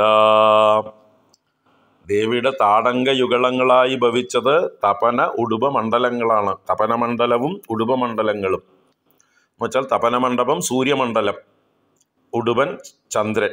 അപ്പോൾ സൂര്യചന്ദ്ര മണ്ഡലങ്ങളാണ് ദേവിയുടെ കാതുകളിലെ ആഭരണങ്ങളായി, താടങ്കങ്ങളായി ഭവിച്ചിരിക്കുന്നത്. അപ്പോൾ അവയെ ഇല്ലാതാക്കാൻ പറ്റില്ല, കാരണം അവ കാലത്തിൻ്റെ പ്രതീകമാണ്. സൂര്യനും ചന്ദ്രനും ദിനരാത്രങ്ങളെ ഉണ്ടാക്കിക്കൊണ്ട് കാലത്തിൻ്റെ പ്രതീകമാണ്. അപ്പോൾ ആ കാലം ദേവിയുടെ കർണാഭരണമാണ് എന്ന് പറഞ്ഞാൽ കാലം ദേവിക്ക് അധീനമാണ് എന്നർത്ഥമാണ്. അപ്പോൾ കാലാതീതയാണ് ദേവി, കാലം ദേവിയുടെ അധീനത്തിലാണ്. അപ്പോൾ ആ ഏതൊരു ദേവിയുടെ അധീനത്തിലാണോ കാലം, ആ കാലം ദേവിയെയോ ദേവിക്ക് വളരെ വേണ്ടപ്പെട്ടവരെയൊന്നും ബാധിക്കില്ല, ദേവിയുടെ ഭർത്താവിനെ ഒട്ടും ബാധിക്കില്ല. ഇനി 30ാമത്തെ ശ്ലോകത്തിൽ പറയും, ഭജിക്കുന്ന നമ്മളെപ്പോലെയുള്ളവരെയും ബാധിക്കില്ല എന്ന്. ദേവിയെ ആരാണോ ആത്മാർത്ഥമായി ഭജിക്കുന്നത് അവർക്കും ഈ കാലം ബാധിക്കില്ല, ഈ പ്രളയമൊന്നും ബാധിക്കില്ല എന്ന് പറയുന്നുണ്ട്. അപ്പോൾ പിന്നെ ഭർത്താവിനെ ബാധിക്കുമോ? അപ്പോൾ പ്രളയകാലത്തും ദേവിയും ഭർത്താവും ശേഷിക്കുന്നു എന്നാണ്. ലളിതാ സഹസ്രനാമത്തിൽ അതിനൊരു നാമമുണ്ട്, മഹേശ്വര മഹാകൽപ്പ മഹാതാണ്ഡവ സാക്ഷിണി എന്ന്. മഹേശ്വരൻ്റെ മഹാകൽപ്പത്തിലെ മഹാതാണ്ഡവത്തിന് സാക്ഷിണിയാണ് ദേവി എന്ന്. അവിടെ മഹാകൽപ്പം എന്നുള്ളതിന് പ്രളയം എന്നുള്ള അർത്ഥത്തിലാണ്. അവിടെ ആ മഹാപ്രളയകാലത്ത് മഹേശ്വരൻ മാത്രം താണ്ഡവം ചെയ്യുന്നു. അപ്പോൾ ദേവി അതിന് സാക്ഷിണിയായിരിക്കുന്നു, ദേവി കണ്ടുകൊണ്ടിരിക്കുന്നു. വേറെ ആരുമില്ല അവിടെ കാഴ്ചക്കാർ. ഭഗവാൻ താണ്ഡവം ചെയ്യുന്നു, സംഹാര താണ്ഡവം പ്രളയകാലത്ത്. ആ താണ്ഡവത്തിന് സാക്ഷിണിയായി ദേവി മാത്രം. മഹേശ്വര മഹാകൽപ്പ മഹാതാണ്ഡവ സാക്ഷിണി, താടങ്ക യുഗളീഭൂത തപനോടുപമണ്ഡല. ഈ രണ്ട് നാമങ്ങളുടെയും സാരം ഈ ശ്ലോകത്തിൽ വന്നിട്ടുണ്ട്.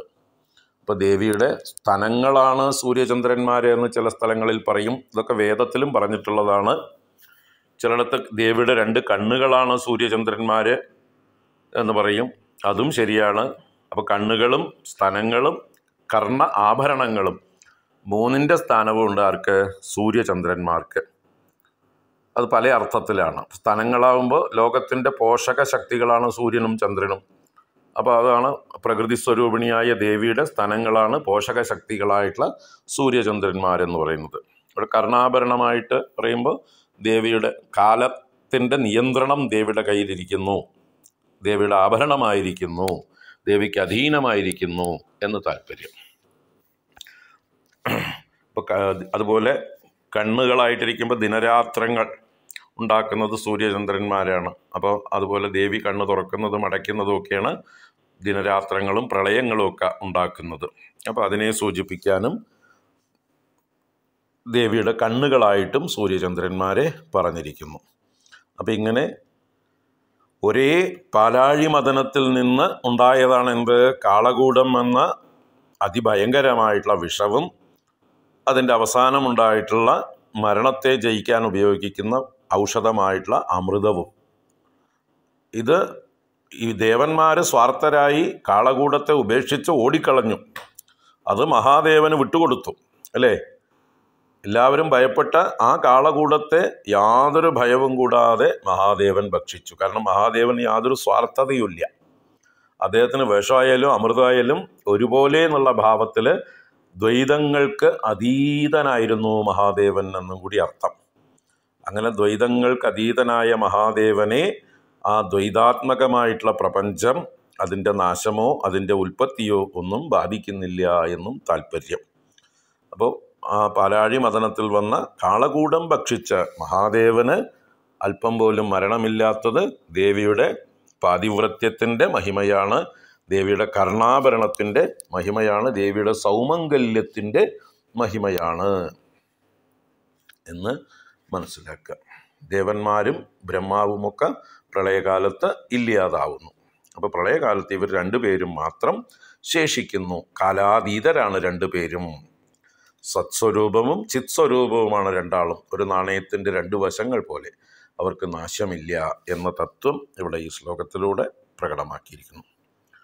സുധാമപ്യാസ്വാദ്യ പ്രതിഭയജരാമൃത്യുഹരിണീം വിബദ്യന്തേ വിശ്വേ വിദിശതമഗാദ്യാഃ ദിവിശദഃ കരാളം യക്ഷ്വേളം കബളിതവദഃ കാലകലനാ ന ശംഭോഃ തന്മൂലം തവ ജനനി താടങ്കമഹിമാ. ഓം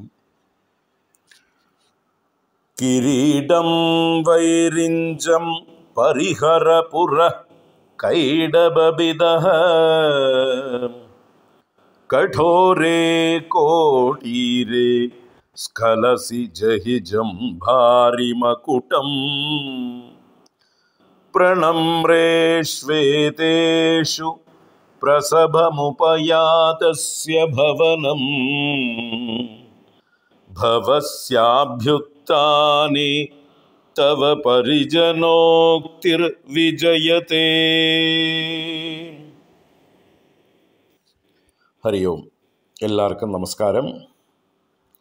സൗന്ദര്യലഹരി 29-ാം ശ്ലോകമാണ് ഇപ്പോൾ ചൊല്ലിയത്. കഴിഞ്ഞ ശ്ലോകത്തിൽ ദേവിയുടെ ആ പാതിവ്രത്യ മഹിമയെ സൂചിപ്പിച്ചു. ദേവിയുടെ ആ പാതിവ്രത്യത്തിൻ്റെ ഫലമായിട്ടാണ് മഹാദേവന് പോലും പ്രളയകാലത്തും യാതൊരു ഹാനിയും ഇല്ലാതെ അദ്ദേഹവും നിലനിൽക്കുന്നത്. ബാക്കി അമൃതം ഭക്ഷിച്ച ദേവന്മാർ പോലും പ്രളയത്തിൽ നശിക്കുമ്പോൾ കാളകൂട വിഷം ഭക്ഷിച്ച മഹാദേവന് പ്രളയകാലത്തും ഒന്നും സംഭവിക്കാതിരുന്നത് ദേവിയുടെ താടങ്ക മഹിമ എന്ന് പറഞ്ഞു. കാതിൽ അണിഞ്ഞിരിക്കുന്നതായിട്ടുള്ള ആഭരണത്തിൻ്റെ മഹിമയാണ് എന്ന് പറഞ്ഞുവെങ്കിലും അതിൻ്റെ താല്പര്യം ഒരു സുമംഗലി ഭർത്താവ് മരിച്ചാൽ ആഭരണങ്ങളെല്ലാം അഴിച്ചു കളയുക എന്നതൊരു സംസ്കാരമാണ്. അപ്പോൾ അത് അഴിച്ചു കളയേണ്ടതില്ല ദേവിക്ക്. കാരണം ഭർത്താവിന് യാതൊരു ഹാനിയും സംഭവിക്കുന്നില്ല. അപ്പോൾ അതിന് കാരണമായിരിക്കുന്നത് ദേവിയുടെ പാതിവ്രത്യ ശക്തി തന്നെയാണ്. അഥവാ ഇനി ഈ താടങ്കം എന്ന് പറഞ്ഞത് സൂര്യചന്ദ്രന്മാരാണ് ദേവിയുടെ കർണാഭരണങ്ങൾ. അവർ കാലത്തിൻ്റെ അതിദേവതകളാണ്. അപ്പോൾ അവരെ ദേവി അധീനതയിൽ വച്ചിരിക്കുന്നു.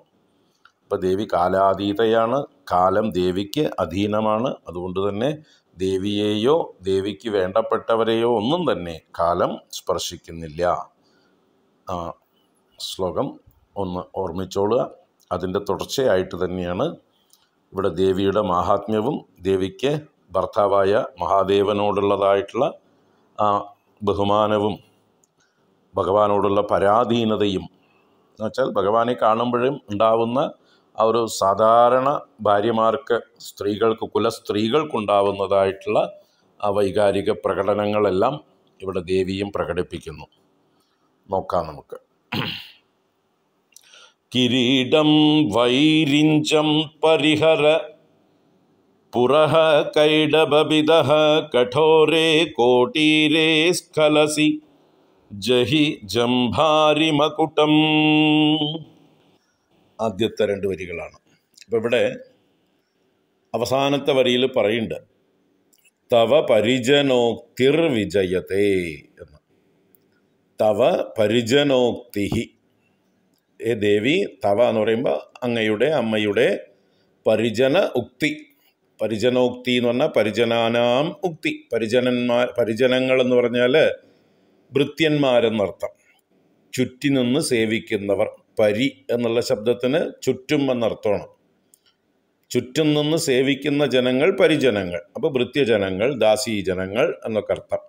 അപ്പോൾ ദേവിയുടെ തോഴിമാരും ദാസിമാരും ഭൃത്യജനങ്ങളും അവരുടെ ഉക്തി എന്ന് പറഞ്ഞാൽ വചനം, അവരുടെ വാക്കുകൾ വിജയതേ. വിജയതേ എന്ന് പറഞ്ഞാൽ വിജയിക്കുന്നു, മുഴങ്ങുന്നു, പരിലസിക്കുന്നു, ഘോഷിക്കപ്പെടുന്നു എന്നൊക്കെ അർത്ഥം.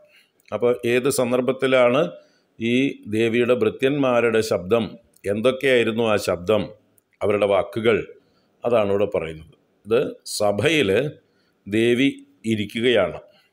ദേവിയാണ് സഭയിൽ മഹാരാജ്ഞി.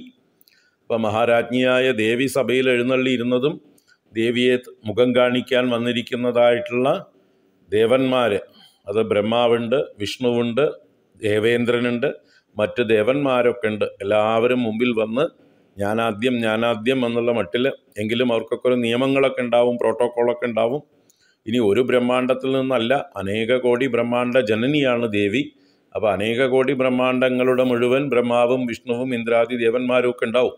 അങ്ങനെ ദേവന്മാരുടെ തിരക്കാണ് ദേവിയുടെ ദർശനത്തിനും ദേവിയുടെ കടാക്ഷത്തിനും അനുഗ്രഹം വാങ്ങിക്കാനും ദേവിയുടെ പാദങ്ങളിൽ നമസ്കരിക്കാനും ഒക്കെ ആയിട്ട്. അപ്പോൾ ആ ഒരു രംഗമാണ് ഇവിടെ. അപ്പോൾ ആദ്യം ദേവി മാത്രമേ സഭയിൽ ഉണ്ടായിരുന്നുള്ളൂ. ഈ ദേവന്മാരൊക്കെ വന്ന് വരിവരിയായി നമസ്കരിച്ച് ദേവിയുടെ പാദങ്ങളിൽ കിടക്കുക. ആ സമയത്താണ് ദൂരത്തുന്നതാ ആ സഭയിലേക്ക് മഹാദേവൻ എഴുന്നള്ളുന്നു. ആ മഹാദേവൻ ദൂരത്തുനിന്ന് എഴുന്നള്ളി വരുമ്പോൾ മഹാദേവനെ കണ്ടതോടുകൂടി ദേവി ആ മഹാരാജ്ഞി എന്നുള്ള ഭാവം മറന്ന് ഭർത്താവിനെ കണ്ടിട്ടുള്ള ആ ഒരു എന്താ പറയുക, സാധാരണ കുലസ്ത്രീയായിട്ടുള്ളൊരു ഭാര്യയുടെ ആ പരവശതയോടെ, പരിഭ്രമത്തോടെ ഭർത്താവിനെ എതിരേറ്റ് സ്വീകരിക്കാനായിക്കൊണ്ട് എഴുന്നേറ്റ് ഓടുകയാണ്. ആ എഴുന്നേറ്റ് എതിരേൽക്കുന്നതായിട്ടുള്ള ആ സന്ദർഭത്തിൽ തൻ്റെ മുമ്പിൽ കിടക്കുന്നതായിട്ടുള്ള ഈ ദേവന്മാരുടെ പാദങ്ങളെയൊക്കെ മറക്കണു. പരിസരബോധം തന്നെ മറക്കണം. അപ്പോൾ എത്ര പരിഭ്രമം ദേവിക്ക് ഉണ്ടാവും നോക്കുക തൻ്റെ ഭർത്താവിൻ്റെ മുമ്പിൽ. അങ്ങനെ അദ്ദേഹത്തെ സ്വീകരിക്കാനായി ഇറങ്ങി ഓടുമ്പോൾ ഇവരുടെയൊക്കെ കിരീടങ്ങളിലൊക്കെ തടഞ്ഞ് ദേവി, കാലൊക്കെ വേദനിക്കും ദേവിക്ക്. അവർ തടഞ്ഞ് വീഴാൻ പോണു ദേവി ചിലയിടത്തൊക്കെ. അപ്പോൾ അതിനെ ഒഴിവാക്കാൻ വേണ്ടിയിട്ടാണ് ഈ ദാസി സ്ത്രീകൾ അല്ലെങ്കിൽ ദേവിയുടെ ഭൃത്യകളായിട്ടുള്ള ദേവിമാർ ദേവിയോട് ഇത് പറയുന്നത്. അവരുടെ തവ പരിജനോക്തി വിജയതേ എന്ന് പറഞ്ഞാൽ എപ്പോഴാണത്? പ്രസവം ഉപയാതസ്യ ഭവനം ഭവസ്യ അഭ്യുത്ഥാനെ. അപ്പോൾ ഭവനം ഉപയാതസ്യ, ഭവനത്തിലേക്ക് വന്നു ചേരുന്നവനായ ഭവസ്യ മഹാദേവസ്യ, ആ ഭഗവാന്റെ വരവിൽ അഭ്യുത്ഥാനം ചെയ്യുകയാണ് ദേവി. അഭ്യുത്ഥാനം ചെയ്യുക എന്ന് പറഞ്ഞാൽ എഴുന്നേറ്റ് എതിരേൽക്കുക. ഉത്ഥാനം ചെയ്യുക എന്ന് പറഞ്ഞാൽ എഴുന്നേൽക്കുക. അതിൽ അഭി എന്ന ഉപസർഗം ചേർക്കുമ്പോൾ നേർക്ക് എഴുന്നേറ്റ് ചെല്ലുക എന്നാണ്. അഭിമുഖമായി ചെല്ലുക, എഴുന്നേറ്റ് അഭിമുഖമായി ചെല്ലുക. അതിന് പേരാണ് അഭ്യുത്ഥാനം എന്ന് പറയുക. എഴുന്നേറ്റ് വേറെ എവിടേക്കെങ്കിലും മാറി നിൽക്കുക, ഓടിപ്പോവുകയല്ല, വരുന്ന ആളുടെ നേരെ തന്നെ ചെന്ന് എതിരേൽക്കുക എന്നർത്ഥമാണ് അഭ്യുത്ഥാനം. അപ്പം ഭഗവാൻ വരുമ്പോൾ, മഹാദേവൻ വരുമ്പോൾ എതിരേറ്റ് ചെല്ലുമ്പോൾ ആ മറ്റുള്ള ഭൃത്യകളായ ദേവിമാരുടെ വചനങ്ങൾ വിജയിക്കുന്നു അവിടെ. അപ്പം എന്തൊക്കെയാണ് വചനങ്ങൾ? ആദ്യത്തെ ഒരു ഫ്രേസാണ് കിരീടം വൈരിഞ്ചം പരിഹര പുരഹ. അമ്മേ, ആ ഭൃത്യകൾ വിളിച്ചു പറയണ, ദേവി പുരഹ വൈരിഞ്ചം കിരീടം പരിഹര. അമ്മേ, അതാ മുമ്പിൽ. പുരഹ എന്ന് പറഞ്ഞാൽ പുരതഹ എന്ന് പറഞ്ഞാണ് മുമ്പിൽ എന്നർത്ഥം. അമ്മയുടെ തൊട്ട് മുമ്പിൽ ആ വൈരിഞ്ചം കിരീടം എന്ന് പറഞ്ഞാലോ വിരിഞ്ചനെ സംബന്ധിച്ച കിരീടം. വിരിഞ്ചൻ ബ്രഹ്മദേവൻ. അപ്പോൾ ബ്രഹ്മദേവൻ്റെ കിരീടമുണ്ട്. അതിനെ പരിഹരിച്ചാലും എന്ന് പറഞ്ഞാൽ ദൂരേക്ക് മാറ്റിയാലും, അഥവാ അമ്മ അവിടുന്ന് മാറിപ്പോയാലും എന്നർത്ഥം. ആ ബ്രഹ്മദേവന് ദേവിയെ നമസ്കരിച്ചാൽ പെട്ടെന്നൊക്കെ എഴുന്നേൽക്കാൻ പറ്റുമോ? 4 തലയല്ലേ അല്ലേ? അപ്പോൾ 4 തലകളുടെ 4 തലയും ഉരുണ്ട് നമസ്കരിക്കുന്നുണ്ടാവും ചിലപ്പോൾ. ഒരു തല കൊണ്ട് നമസ്കരിച്ചാൽ പോരല്ലോ. അപ്പോൾ 4 പ്രാവശ്യം നമസ്കരിക്കും ബ്രഹ്മദേവനൊക്കെ, 4 മുഖം കൊണ്ട്. അപ്പോൾ അതിങ്ങനെ മുമ്പിൽ, ദേവിയുടെ മുമ്പിൽ ഒരു ബ്ലോക്ക് പോലെ 4 തല ഈ ബ്രഹ്മദേവൻ്റെ. അപ്പം അദ്ദേഹത്തിന് അങ്ങനെ പെട്ടെന്നൊന്നും തടുപിടുന്നൊന്നും എഴുന്നേൽക്കാനും പറ്റില്ല. ദേവി പരിഭ്രമിച്ചു എന്ന് പറഞ്ഞിട്ട് ബ്രഹ്മദേവന് എഴുന്നേറ്റ് ഓടാനും പറ്റില്ല. അപ്പം അങ്ങനെ 4 തലകൾ ദേവിയുടെ പാദങ്ങളിൽ വന്ന് നമസ്കരിക്കുന്നത്, വരിവരിയായി നമസ്കരിക്കുന്ന സമയത്താണ് ഭവൻ അഥവാ മഹാദേവൻ എഴുന്നള്ളുന്നത്. ആ സമയത്ത് ദേവി എഴുന്നേറ്റ് ഓടുമ്പോൾ ഈ ബ്രഹ്മദേവൻ തൻ്റെ മുമ്പിൽ കിടക്കുന്ന കാര്യമൊക്കെ മറന്നുകൊണ്ടാണ് ഓടുന്നത്. സ്ഥലകാലബോധം മറന്ന് പരവശയായി ഭർത്താവിനെ എതിരേൽക്കാൻ ഓടുന്ന പതിവ്രതയായ ഒരു ഭാര്യയുടെ ചിത്രം. അപ്പോഴാണ് പറയുന്നത് വൈരിഞ്ചം കിരീടം പരിഹര. അതിനെ ഒഴിവാക്കിക്കോളൂ ദേവി, അതിനെ അവിടുന്ന് മാറി അമ്മ ഓടിപ്പോവും. കാല് വേദനിക്കില്ലേ? കാലിൽ ആ മൂർച്ചയുള്ള കിരീടത്തിൻ്റെ മുനയൊക്കെ തട്ടില്ലേ എന്നൊക്കെ അർത്ഥമാണ്. രത്നവും സ്വർണവും ഒക്കെ കല്ല് അല്ലേ, ഒക്കെ കാല് വേദനിക്കും. കോമളമായിട്ടുള്ള പൂ പോലെയുള്ളതായിട്ടുള്ള കാല്. അടുത്തത് പറയണു കൈഡബപിത കടോരേ കോടീരേ സ്കലസി. കൈഡബപിത, കൈഡബിത്ത് എന്ന് പറഞ്ഞാൽ കൈഡബനെ ഭേദിച്ചവൻ. ഇപ്പോൾ മധുകൈഡബന്മാർ എന്ന് പറഞ്ഞ 2 അസുരന്മാരെ ഭേദിച്ചവനാണ് ആര്? മഹാവിഷ്ണു. അതുകൊണ്ട് അദ്ദേഹത്തിന് മധു രിപു, മധുവൈരി എന്നൊക്കെ പല പേരുകളുണ്ട്. ആ കൂട്ടത്തിൽ കൈഡബിത്ത്, കൈഡബാരി എന്നൊക്കെ കൈഡബനോട് ബന്ധപ്പെട്ടും ഭഗവാൻ വിഷ്ണുവിന് പേര്. അപ്പോൾ കൈഡബിത്ത് എന്ന പേര്, അതിൻ്റെ ഷഷ്ടിയാണ് കൈഡബിത കഠോരേ കോടീരേ സ്കലസി. ആ വിഷ്ണുവിൻ്റെ കഠോരമായ കോടീരത്തിൽ അമ്മ തടഞ്ഞു വീഴണു. സ്കലസി എന്ന് പറഞ്ഞാൽ തടയുക, തടഞ്ഞു വീഴുക എന്നൊക്കെ അർത്ഥം. എരടി വീഴുക എന്നൊക്കെ അർത്ഥം. ആ വിഷ്ണുവിൻ്റെ കഠോരമായ കോടീരം, കോടീരം കിരീടമാണ്. അത് കഠോരമായത്, നല്ല കഠിനമായത്, കാഠിന്യമേറിയത് എന്നൊക്കെ അർത്ഥം. സ്വർണവും രത്നവും കൊണ്ട് നിർമ്മിച്ചതല്ലേ. അപ്പോൾ അതിലൊക്കെ തട്ടിക്കഴിഞ്ഞാൽ ദേവിയുടെ കോമളമായ പാദങ്ങൾ നോവും. അതാണ് ഇവരുടെ കെയർ. അപ്പോൾ കൈഡബിത കഠോരേ കോടീരേ സ്കലസി. അടുത്തത് പറയണു ജഹി ജംഭാരി മകുടം. ജംഭാരിയുടെ മകുടം ജഹി. ജംഭാരി എന്നത് ഇന്ദ്രൻ്റെ പര്യായമാണ്. ഇന്ദ്രൻ പല അസുരന്മാരെയും കൊന്നപ്പോൾ അതിനനുസരിച്ച് പേര് ഇന്ദ്രനും. ജംബൻ എന്ന് പറഞ്ഞൊരു അസുരനെ കൊന്നതുകൊണ്ടാണ് ഇന്ദ്രന് ജംഭാരി എന്ന് പേര്. അതുപോലെ പാകൻ എന്നൊരു അസുരനെ കൊന്നപ്പോൾ പാകാരി എന്ന് പേര് കിട്ടി. ബലൻ എന്നൊരു അസുരനെ കൊന്നപ്പം ബലാരി എന്ന് കിട്ടി. വൃത്രൻ എന്നൊരു അസുരനെ കൊന്നപ്പോൾ വൃത്രാരി എന്ന് പേര് കിട്ടി. ഇങ്ങനെ ഇന്ദ്രന് അനേകം പേരുണ്ട്. അപ്പോൾ ജംബനെ കൊന്നതുകൊണ്ട് ജംഭാരി. ആ ജംഭാരിയുടെ മകുടം ജഹി. ജഹി എന്ന് പറഞ്ഞാൽ ത്യജിച്ചാലും ഉപേക്ഷിച്ചാലും അതിൽ നിന്നൊന്ന് ഒഴിഞ്ഞു മാറിയാലും എന്നർത്ഥം. അപ്പം ഇന്ദ്രൻ്റെ തലയുണ്ട് അവിടെ. ഇന്ദ്രനും നമസ്കരിച്ച് കിടക്കണു. ഇന്ദ്രൻ്റെ മകുടത്തിലും അമ്മ തടയരുത്. അതുകൊണ്ട് അതിനെയും ഒഴിവാക്കൂ. ജഹി, അതിനെയും ഒഴിവാക്കിക്കൊണ്ട് പോകൂ. ഇങ്ങനെ ബ്രഹ്മാവിൻ്റെ, വിഷ്ണുവിൻ്റെ, ഇന്ദ്രൻ്റെ, അപ്പോൾ പിന്നെ ബാക്കിയുള്ളവരുടെ പറയേണ്ട ആവശ്യമില്ലല്ലോ. അനേക ദേവന്മാർ, അഗ്നി, വായു, വരുണൻ, കുബേരൻ, ഈശാനൻ മുതലായിട്ടുള്ളവരൊക്കെ മാറി മാറി നിന്ന് എല്ലാവരും അവരവരുടെ സ്ഥാനത്ത് നിന്ന് തൊഴാൻ റെഡിയായിട്ട് നിൽക്കുകയാണ്, അല്ലെങ്കിൽ തൊഴുതുകൊണ്ട് നിൽക്കുകയാണ്. ചിലരൊക്കെ നമസ്കരിച്ച് കിടപ്പുണ്ട്. അപ്പോൾ അവരുടെയൊക്കെ കിരീടങ്ങളൊക്കെ വഴിയിലുണ്ട്. അതിൻ്റെ ഇടയിൽ കൂടെയാണ് ദേവി ഓടുന്നത് ഭർത്താവിനെ എതിരേൽക്കാൻ. അപ്പോൾ അതാണ് ഇവിടെ വിഷയം. പ്രണമ്രേഷു ഏതേഷു. ഏതേഷു പ്രണമ്രേഷു എന്ന് പറഞ്ഞാൽ ഏതേഷു എന്ന് പറഞ്ഞാൽ ഇവര് എന്നർത്ഥം. ഈ ദേവന്മാര് പ്രണമ്രേഷു സത്സു എന്നർത്ഥം. പ്രണമിച്ചിരിക്കുമ്പോൾ, എല്ലാവരും പ്രണമിതരായിരിക്കുമ്പോൾ, എല്ലാവരും പ്രകർഷേണ നമിച്ചിരിക്കുമ്പോൾ, വീണ് കിടന്ന് സാഷ്ടാംഗ നമസ്കാരം ചെയ്തിരിക്കുമ്പോൾ, പ്രസവം ഭവനം ഉപയാതസ്യ ഭവസ്യ. പ്രസവം എന്ന് പറഞ്ഞാൽ വേഗത്തിൽ ധൃതി പിടിച്ച് വരികയാണ് മഹാദേവൻ. എന്താ വെച്ചാൽ ബാക്കി എല്ലാവരും വന്നിരിക്കണു, ദേവിയും വന്നിരിക്കണു, താൻ സദസ്സിലെത്താൻ ഇത്തിരി വൈകി. അതിൻ്റെ ഒരു കുണ്ഠിതം, ഒരു എന്താ പറയുക, ഒരു ചമ്മൽ എന്നൊക്കെ നമ്മുടെ ഭാഷയിൽ പറയാം. അതുണ്ടാവും ചിലപ്പോൾ മഹാദേവന്, താനിത്തിരി വൈകിയോ എന്ന്. അതുകൊണ്ട് ഇത്തിരി ധൃതിയുണ്ട് വരുന്ന വരവിൽ. അതാണ് പ്രസവം. പ്രസവം എന്ന് പറഞ്ഞാൽ വേഗത്തിൽ, ബലാത്കാരേണ എന്നൊക്കെ അർത്ഥമാണ്. അപ്പോൾ ഓടി വരുന്നതായിട്ടുള്ള ഭവനം ഉപയാതസ്യ ഭവസ്യ, വീട്ടിലേക്ക് അല്ലെങ്കിൽ സഭയിലേക്ക് വരുന്ന ആ ഭവന്റെ വരവിൽ അഭ്യുത്ഥാനേ, ദേവി അഭ്യുത്ഥാനം ചെയ്ത് എതിരേറ്റ് ഭഗവാനെ വരവേൽക്കുമ്പോൾ തവ പരിജനോക്തിർ വിജയതേ, ദേവിയുടെ പരിജനങ്ങളുടെ വചനങ്ങൾ വിജയിക്കുന്നു. അപ്പം എല്ലാവരും മാറി മാറി വിളിച്ചു പറയണ്ടല്ലോ, ദേവി കാല് നോക്കിക്കോളൂ, ഇന്നാളുടെ ശിരസ് ഇന്നാളുടെ ശിരസ് എന്ന് പറഞ്ഞ് അതിൽ നിന്നൊക്കെ ഒഴിഞ്ഞു മാറിപ്പോകാനായിട്ട് വഴി പ്രേരിപ്പിക്കും. അവർക്ക് ആകെ കൺസേൺ ഈ ദേവിയുടെ കാല് മുറിയരുത്, അല്ലെങ്കിൽ വേദനിക്കരുത്, ആ കോമളമായിട്ടുള്ള മൃദുലമായിട്ടുള്ള പാദങ്ങൾക്ക് ക്ഷതം ഉണ്ടാവരുത്. അതാണ് ഇവരുടെ ശ്രദ്ധ. അപ്പോൾ ദേവിയുടെ സർവ അധീശഭാവം, എല്ലാറ്റിനും മഹാരാജ്ഞിയാണെങ്കിലും ലോകത്തിന് മുഴുവൻ ചക്രവർത്തിനിയാണെങ്കിലും തൻ്റെ ഭർത്താവിൻ്റെ മുമ്പിൽ പതിവ്രതയായ വിധേയയായ ഒരു ഭാര്യയായി ദേവി ആ കുലധർമ്മം അനുഷ്ഠിക്കുന്നു. ലോകത്തിന് മാതൃക കാണിച്ചു കൊടുക്കണു എന്നറിയാം. നമ്മുടെ നേർക്ക് നമ്മളെക്കാൾ പ്രായം കൂടിയവർ, ഗുരുക്കന്മാർ, അച്ഛനമ്മമാർ, പിതാമഹന്മാർ, അതുപോലെ യോഗ്യരായിട്ടുള്ള സ്ഥാനത്തിരിക്കുന്നതായിട്ടുള്ള ആളുകൾ, ഇവരൊക്കെ വരുമ്പോൾ, അറിവുള്ളവരൊക്കെ നമ്മുടെ നേർക്ക് വരുമ്പോൾ നമ്മൾ എഴുന്നേറ്റ് ചെന്നില്ലെങ്കിൽ നമ്മുടെ പ്രാണൻ എഴുന്നേറ്റ് മുമ്പേ പോകും എന്നാണ്. അങ്ങനെ പ്രാണൻ പോകുമ്പോൾ നമ്മുടെ ശരീരവും പ്രാണനും തമ്മിൽ പിടിയും വലിയും ഉണ്ടാവും. സൂക്ഷ്മ ശരീരവും സ്ഥൂല ശരീരവും തമ്മിലൊരു സംഘർഷം നടക്കുകയാണ് അവിടെ. അത് നമ്മുടെ ആരോഗ്യത്തിനും ആയുസ്സിനുമൊക്കെ ഹാനികരമാണ്. അത് ഉണ്ടാവാതിരിക്കാനാണ് മുതിർന്നവർ വരുമ്പോൾ നമ്മൾ എതിരേറ്റ് ചെന്ന് അവിടെ ചെന്ന് നമസ്കരിച്ച് കഴിയുമ്പോഴോ അവർ തലയിൽ കൈവച്ച് അനുഗ്രഹിക്കുമ്പോൾ നമ്മുടെ പ്രാണൻ പുറത്തേക്ക് പോകാൻ നിന്നത് ഉള്ളിലേക്ക് തന്നെ ഇറങ്ങുന്നു. അതിനാണ് മൂർധാവിൽ കൈവച്ച് അനുഗ്രഹിക്കുന്നത് മുതിർന്നവർ.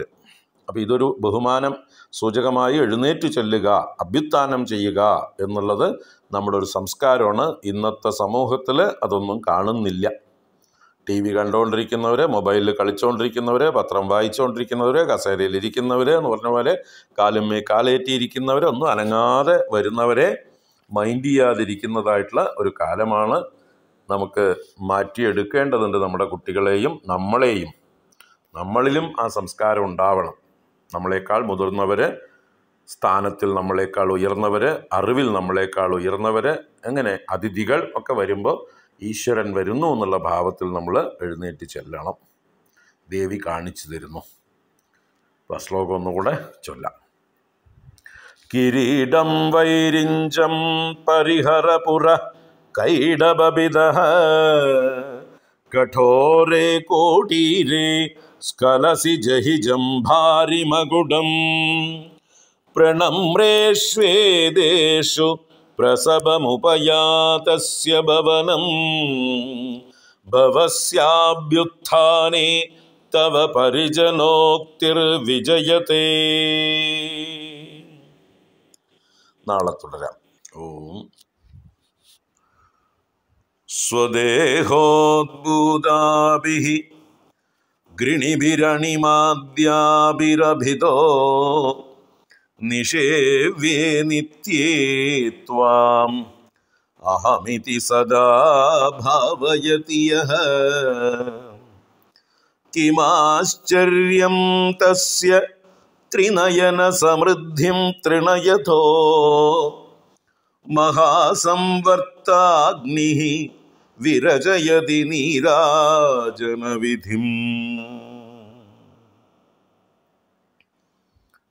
ഹരി ഓം. എല്ലാവർക്കും നമസ്കാരം. സൗന്ദര്യലഹരിയിലെ 30ാമത്തെ ശ്ലോകമാണ് ഇപ്പോൾ ചൊല്ലിയത്. കഴിഞ്ഞ ശ്ലോകത്തിൽ ദേവിയുടെ അദ്വിതീയമായിട്ടുള്ള പാതിവ്രത്യ ഭാവത്തെ പ്രകടിപ്പിച്ചു. സഭയിൽ അധ്യക്ഷയായി ദേവി വിരാജിക്കുന്നതായിട്ടുള്ള സന്ദർഭത്തിൽ മറ്റുള്ള ബ്രഹ്മാദി ദേവന്മാരെല്ലാം ദേവിയുടെ പാദങ്ങളിൽ വന്ന് നമസ്കരിച്ച് കിടക്കുന്ന സന്ദർഭത്തിലാണ് മഹാദേവൻ സഭയിലേക്ക് എഴുന്നള്ളുന്നത്. ആ സന്ദർഭത്തിൽ മഹാദേവൻ്റെ വരവ് കണ്ട് മഹാദേവനെ എതിരേറ്റ് അദ്ദേഹത്തിൻ്റെ അടുത്തേക്ക് ചെല്ലുന്ന പരിഭ്രമത്തോടുകൂടി ഭഗവാനെ എതിരേൽക്കുന്ന ആ ദേവിയുടെ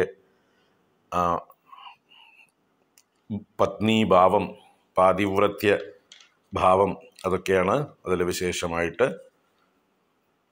വ്യക്തമാക്കിയത്. ഈ ശ്ലോകം 30-ാം ശ്ലോകം നമ്മൾ മുമ്പും പറഞ്ഞതായിട്ടുള്ള പ്രളയകാലത്ത് എല്ലാവരും നശിക്കുമ്പോൾ മഹാദേവൻ മാത്രം നശിക്കാതിരിക്കുന്നു, ദേവിയുടെ പാതിവ്രത്യത്തിൻ്റെ മഹിമയാണ് എന്നൊക്കെ സൂചിപ്പിച്ചു. ഇത് ഈ 30-ാം ശ്ലോകം സമാനമായിട്ടുള്ളൊരു ആശയമാണ്. പക്ഷേ അതിലും വെച്ച് ഒന്നുകൂടെ കടന്നു പറയുകയാണ്, ദേവിയെ ഉപാസിക്കുന്നതായിട്ടുള്ളൊരു ഭക്തൻ പ്രളയകാലത്ത് നിർഭയനായി മഹാദേവനേക്കാൾ വലിയതായിട്ടുള്ള ഒരു അനുഭവത്തെ അല്ലെങ്കിൽ ഐശ്വര്യത്തെ പ്രാപിക്കുന്നു എന്ന് പറഞ്ഞാൽ അദ്ദേഹം ദേവിക്ക് തുല്യ പദവിയെ പ്രാപിക്കുന്നു, ദേവി സായുജ്യം തന്നെ പ്രാപിക്കുന്നു എന്നാണ് ഈ ശ്ലോകത്തിലൂടെ വ്യക്തമാക്കുന്നത്. നമുക്ക് ആ ശ്ലോകത്തിൻ്റെ അർത്ഥം നോക്കാം. സ്വദേഹോദ്ഭൂതാഭിഹി ഗൃണിഭിഹി അണിമാദ്യാഭിഹി അഭിതോ നിഷേവ്യേ നിത്യേ ത്വാം അഹമിതി സദാ ഭാവയതി യഹ. ആദ്യത്തെ 2 വരികളിൽ ദേവിയെ ഒരു പ്രത്യേക ഭാവത്തിൽ ധ്യാനിക്കുന്ന ഒരു ഉപാസകനെക്കുറിച്ചാണ് പറയുന്നത്. യഹ, യഹ എന്ന് പറഞ്ഞാൽ യാതൊരുവനാണോ, സദാ ഭാവയതി എല്ലായ്പ്പോഴും ഭാവന ചെയ്യുന്നത്, എപ്പോഴും ധ്യാനിക്കുന്നത്. എങ്ങനെ ധ്യാനിക്കുന്നു എന്നുള്ളതാണ് അവിടുത്തെ വിഷയം. സ്വദേഹോദ്ഭൂതാഭിഹി അണിമാദ്യാഭിഹി ഗൃണിഭിഹി എന്നെടുക്കണം. ദേവിയുടെ സ്വദേഹത്തിൽ നിന്ന് ഉത്ഭൂതങ്ങളായിരിക്കുന്ന, ദേവിയുടെ ശരീരത്തിൽ നിന്ന് ഉത്ഭവിക്കുന്നതായിരിക്കുന്ന അണിമാദ്യാഭിഹി ഗൃണിഭിഹി അല്ലെങ്കിൽ ഗൃണിഭിഹി അണിമാദ്യാഭിഹി എന്ന് 2 രീതിയിലും അന്വയിക്കാം. ഗൃണി എന്ന് പറഞ്ഞാൽ കിരണം, മയൂഖം എന്നൊക്കെ അർത്ഥം. മയൂഖം, രശ്മി, കിരണം ഒക്കെ പര്യായ ശബ്ദങ്ങളാണ്. അപ്പോൾ ഗൃണിഭിഹി ആ കിരണരൂപങ്ങളായിരിക്കുന്ന അണിമാദ്യാഭിഹി, അണിമ മുതലായവയാൽ എന്നർത്ഥമാണ്. ഇവിടെ അണിമ എന്ന് പറഞ്ഞാൽ അഷ്ടസിദ്ധികളിൽ ആദ്യത്തെ പറയുന്നതായിട്ടുള്ള സിദ്ധിയാണ്. അണിമ മുതലായത് എന്നാണ് അണിമാദ്യ എന്ന് പറഞ്ഞാൽ. അപ്പോൾ അണിമ, മഹിമ, ഗരിമ, ലഘിമ, ഈശിത്വം, വശിത്വം, പ്രാപ്തി, പ്രാകാമ്യം, ഈ 8 എണ്ണമാണ് പ്രധാനമായിട്ടുള്ള സിദ്ധികൾ. മറ്റനേക സിദ്ധികളുണ്ട്. ഏറ്റവും പ്രധാനമായിരിക്കുന്നതുകൊണ്ട് ഇതിനെ അഷ്ടസിദ്ധികൾ എന്ന് പറയും. ഏതൊക്കെയാണ്? അണിമ, അണിമ എന്ന് പറഞ്ഞാൽ അണു പോലെ ആവാനുള്ള സാമർഥ്യം എന്ന് പറഞ്ഞാൽ ഏറ്റവും നമുക്ക് സൂക്ഷ്മമാവാൻ, ശരീരം ഏറ്റവും അണുപോലെ ആക്കാനുള്ള സാമർഥ്യത്തിന് പേരാണ് അണിമ എന്നുള്ളത്. മഹിമ എന്ന് പറഞ്ഞാൽ ശരീരത്തെ വലുതാക്കാനുള്ളതായിട്ടുള്ള സാമർഥ്യം. നമ്മുടെ രാമായണത്തിലെ സുന്ദരകാന്ഡത്തിൽ ഹനുമാൻ സ്വാമി ആ സുരസ എന്ന നാഗമാതാവ് വഴിയിൽ തടഞ്ഞ് ഹനുമാൻ സ്വാമിയെ ഭക്ഷണമായി വേണമെന്ന് പറഞ്ഞതായിട്ടുള്ള സമയത്ത് ആദ്യം ഹനുമാൻ സ്വാമി പ്രകടിപ്പിക്കുന്ന സിദ്ധി മഹിമയാണ്. തൻ്റെ ശരീരത്തെ വലുതാക്കി വലുതാക്കി വലുതാക്കി കൊണ്ടുപോകുന്നു. അവസാനം സുരസിയും വിടാൻ ഭാവമില്ല എന്ന് കണ്ടപ്പോഴോ അണിമ എന്നുള്ള പ്രയോഗം ചെയ്തു അദ്ദേഹം. അപ്പം എന്തായി? തൻ്റെ ശരീരത്തെ അണുപോലെ ആക്കിയിട്ട് സുരസയുടെ വായിലേക്ക് പ്രവേശിച്ച് ചെവിയുടെ ഉള്ളിൽ കൂടെ പുറത്തേക്ക് വന്നു എന്ന് പറയുന്നു. ഇത് സിദ്ധികളാണ്. ഹനുമാൻ സ്വാമിക്ക് ഈ അഷ്ടസിദ്ധികളൊക്കെ വളരെ സുലഭമായിട്ടുണ്ടായിരുന്നു. അപ്പോൾ അതാണ് ഇവിടെ അണിമ എന്ന് പറഞ്ഞാൽ സൂക്ഷ്മമാവുക, മഹിമ എന്ന് പറഞ്ഞാൽ വലുതാക്കുക. ഗരിമ എന്ന് പറഞ്ഞാൽ ഭാരം വർദ്ധിപ്പിക്കുക, നമ്മുടെ ശരീരഭാരത്തെ വർദ്ധിപ്പിക്കുവാനുള്ള കഴിവാണ് ഗരിമ. അതുപോലെ ലഘിമ എന്ന് പറഞ്ഞാൽ ശരീരഭാരത്തെ ലഘുവാക്കാനുള്ള സാമർഥ്യം. ഒരു അപ്പൂപ്പൻ താടി പോലെ ഭാരമില്ലാതെ ആകാശത്ത് പറന്നു നടക്കാൻ സാധിക്കും. അപ്പം ലഘിമ. അതുപോലെ ഈശിത്വം, വശിത്വം. ഈശിത്വം എന്ന് പറഞ്ഞാൽ എല്ലാവരെയും നിയന്ത്രിക്കാനുള്ള, എല്ലാവരെയും അധീനതയിൽ നിർത്താനുള്ളതായിട്ടുള്ള സാമർഥ്യം, ഈശനം ചെയ്യാനുള്ള സാമർഥ്യം. അതുപോലെ വശിത്വം എന്ന് പറഞ്ഞാൽ എല്ലാവരെയും വശത്താക്കാനുള്ള സാമർഥ്യം. അതുപോലെ പ്രാപ്തി എന്ന് പറഞ്ഞാൽ ഏത് ദേശത്തും എത്താനുള്ളതായിട്ടുള്ള കഴിവ്. നമ്മൾ എപ്പോൾ വിചാരിച്ചാലും എവിടെ വേണമെങ്കിലും എത്താം. ഇവിടെ ഇരുന്നുകൊണ്ട് അമേരിക്കയിലും എത്താം, ഇപ്പോൾ ഈ നിമിഷം തന്നെ ചന്ദ്രനിലും എത്താമെന്ന് പറഞ്ഞ പോലെ പ്രാപ്തി. പ്രാകാമ്യം എന്ന് പറഞ്ഞാൽ കാമിച്ചതൊക്കെ സാധിക്കുക, ശരീരത്തെ ഇഷ്ടം പോലെ രൂപം മാറ്റുക, ഇങ്ങനെ കാമിച്ചത് സാധിക്കുന്നതാണ് പ്രാകാമ്യം. അപ്പം ഇങ്ങനെ 8 സിദ്ധികൾ പ്രധാനമായിട്ടുള്ള സിദ്ധികളാണ്. അപ്പോൾ ഈ സിദ്ധികൾ ഒരു ദേവതാ സങ്കല്പമായിട്ട് ദേവിയെ സേവിക്കുന്നു. ദേവിയുടെ ആവരണ ദേവതകൾ എന്ന് വേണമെങ്കിൽ പറയാം. ദേവിയുടെ ബോഡി ഗാർഡുകളെപ്പോലെ ദേവിയുടെ സേവികമാരായിട്ട് ദേവിയുടെ ശരീരത്തിൽ നിന്ന് തന്നെ, അഥവാ ദേവിയുടെ പാദങ്ങളിൽ നിന്ന് ഉത്ഭവിക്കുന്ന കിരണങ്ങളിൽ നിന്നാണ് ഇവരുടെ ഉൽപ്പത്തി. അതാണ് ഇവിടെ പറഞ്ഞത്. സ്വദേഹോദ്ഭൂതാഭിഹി ഗൃണിഭിഹി അണിമാദ്യാഭിഹി അഭിതഃ നിഷേവ്യേ, ചുറ്റുഭാഗത്തും സേവിക്കപ്പെടുന്നവളെ. അഭിതഃ എന്ന് പറഞ്ഞാൽ ചുറ്റുഭാഗത്തും. അപ്പോൾ ഈ ഇങ്ങനെ ചുറ്റി നിന്ന് പരിസേവനം ചെയ്യുന്നു. നിഷേവ്യേ എന്ന് പറഞ്ഞാൽ അവരാൽ സേവിക്കപ്പെടുന്നവളെ എന്നാണ്. നിതരാം സേവ്യ നിഷേവ്യ.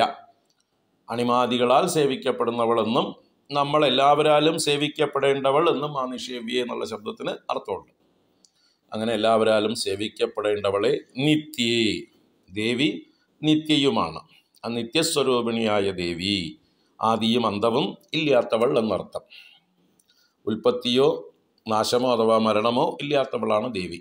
അങ്ങനെയുള്ള ദേവിയെ നിഷേവ്യേ നിത്യേ ത്വാം നിന്നെ, അമ്മയെ, അഹം ഇതി യഹ സദാ ഭാവയതി എന്നാണ്. അഹം ഇതി, അത് ഞാൻ തന്നെ എന്ന് ഈ ഉപാസകൻ സ്വയം വിചാരിക്കുകയാണ്. ഏത് ദേവിയാണോ അണിമാതി സിദ്ധികളാൽ സേവിക്കപ്പെട്ടുകൊണ്ട് ധ്യാനിക്കുന്നത്, ആ ദേവിയും ഞാനും തമ്മിൽ ഭേദമില്ല എന്ന് അഭേദഭാവേന ദേവിയെ ധ്യാനിക്കുന്നു, ഉപാസിക്കുന്നു.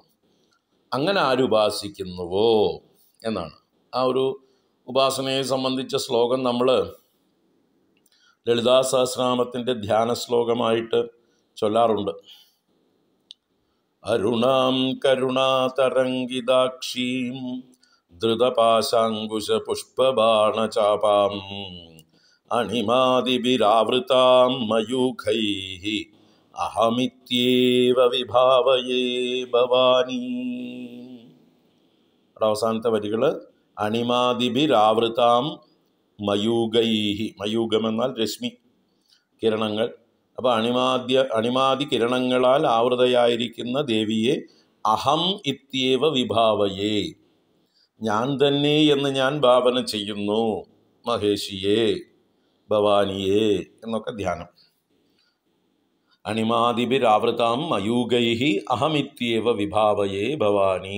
അപ്പോൾ ആ ധ്യാന ശ്ലോകത്തിൻ്റെ ആശയം ചിന്തിക്കുക. നമ്മളെപ്പോഴും ചൊല്ലുന്നതുകൊണ്ട് പരിചയമുള്ള ശ്ലോകമായതുകൊണ്ട് അതിനെ കോട്ട് ചെയ്താണ് ഇവിടെ. അപ്പോൾ അതാണ് ഇവിടുത്തെ ആശയം.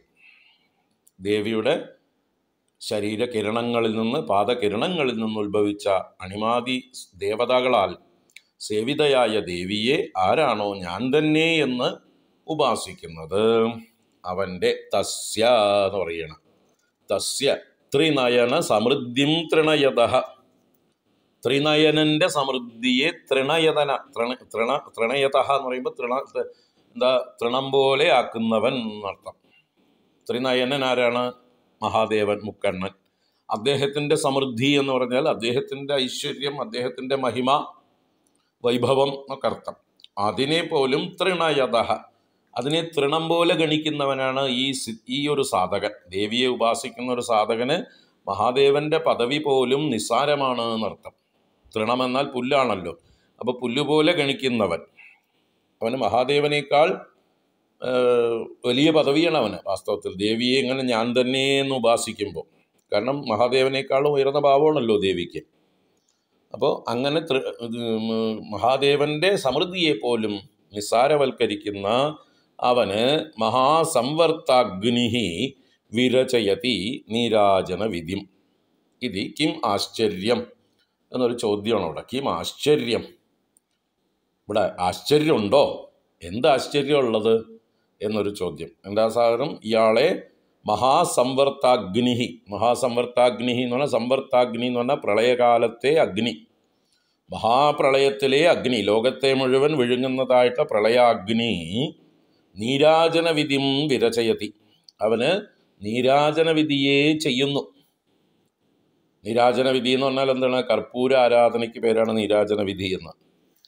അപ്പോൾ ഒരു പൂജ കഴിയുമ്പോൾ അവസാനം കർപ്പൂര ആരാധന ചെയ്യുന്നത് പോലെ ഇവൻ്റെ പാദത്തിൽ നീരാജന വിധിയെ ചെയ്യുന്നു. ആര്? പ്രളയാഗ്നി. ഇവൻ അത്രയേ ഉള്ളൂ, അവൻ അതിൻ്റെയും അതീതനായിരിക്കുന്നു എന്നർത്ഥം. അപ്പോൾ ഈ പ്രളയം ആരെയാ ബാധിക്കുന്നത്? ഈ പ്രപഞ്ചത്തെയാ ബാധിക്കുന്നത്. അപ്പോൾ ദേവിയെ ഞാൻ തന്നെയാണ് ദേവി എന്ന് ഉപാസിക്കുന്ന ഒരു ഭക്തൻ, ഒരു സാധകൻ, അവൻ ഈ പ്രപഞ്ചത്തിന് അതീതനായി ഭവിക്കുന്നു. അവനെ ഈ ലോകത്തിൻ്റെ പ്രളയം ബാധിക്കുന്നില്ല എന്നർത്ഥം. ലോകമെല്ലാം നശിക്കുമ്പോഴും അവൻ അമൃതസ്വരൂപനായി, നിത്യനായി, അനശ്വരനായി, ദേവിയുടെ ഭാവമാണ് നിത്യ എന്ന് പറഞ്ഞല്ലോ, നിത്യേന്ന് സംബോധന ചെയ്തു. ആ നിത്യയായ ദേവിയെ ധ്യാനിച്ച് ഇവനും സ്വയം നിത്യനായി തീർന്നു. അതുകൊണ്ട് അവന് പ്രളയം എന്നുള്ളതൊരു പ്രശ്നമേ അല്ല. അത് ലോകത്തെ മാത്രമേ ബാധിക്കുന്നുള്ളൂ. ഈ ഭക്തൻ്റെ മനസ്സിനെ കുലുക്കാൻ, അദ്ദേഹത്തിന് ഭയമുണ്ടാക്കാൻ ഈ പ്രളയത്തിന് സാധിക്കില്ല. അയാൾ ഈ പ്രളയത്തെ ജയിച്ചിരിക്കുന്നു. അദ്ദേഹത്തിന് മഹാദേവനേക്കാൾ വലിയ പദവിയാണ്, ദേവിയുടെ സായുജ്യ പദവി നേടിക്കഴിഞ്ഞു അദ്ദേഹം എന്നൊക്കെയാണ് ഇതിൻ്റെ താല്പര്യം. അപ്പോൾ പ്രളയാഗ്നി അദ്ദേഹത്തിന് വെറും ഒരു അലങ്കാര ദീപം പോലെ അദ്ദേഹത്തിന് നീരാജന വിധിയെ ചെയ്യുന്നു എന്ന്. അപ്പം എത്ര മഹാനാണ് ദേവിയെ താതാത്മ്യഭാവത്തിൽ ഉപാസിക്കുന്ന ഒരാൾ എന്ന് സൂചിപ്പിക്കുകയാണ് ഇവിടെ. ശ്ലോകം ഒരിക്കൽ കൂടെ ചൊല്ലാം. സ്വദേഹോദ്ഭൂതാഭിഃ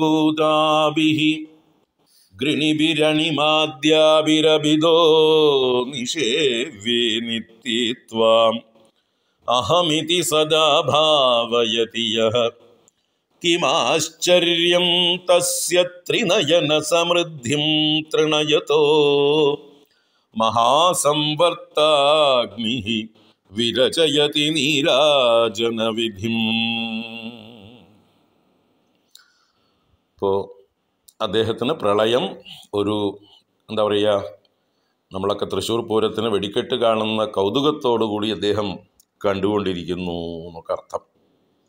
അദ്ദേഹത്തിന് അതിലൊന്നും ഭയമില്ലാതാവുന്നു. കാരണം അദ്ദേഹം ഇതിന് ലോകങ്ങൾക്കൊക്കെ അതീതനായി ഭവിക്കുന്നു എന്നുള്ളത്. കിം ആശ്ചര്യം, ഈ വിഷയത്തിൽ എന്ത് ആശ്ചര്യമാണുള്ളത്? ആശ്ചര്യമേ ഇല്ല എന്ന് പറയുകയാണ് ഇവിടെ ആദി ശങ്കര ഭഗവത് പാദർ.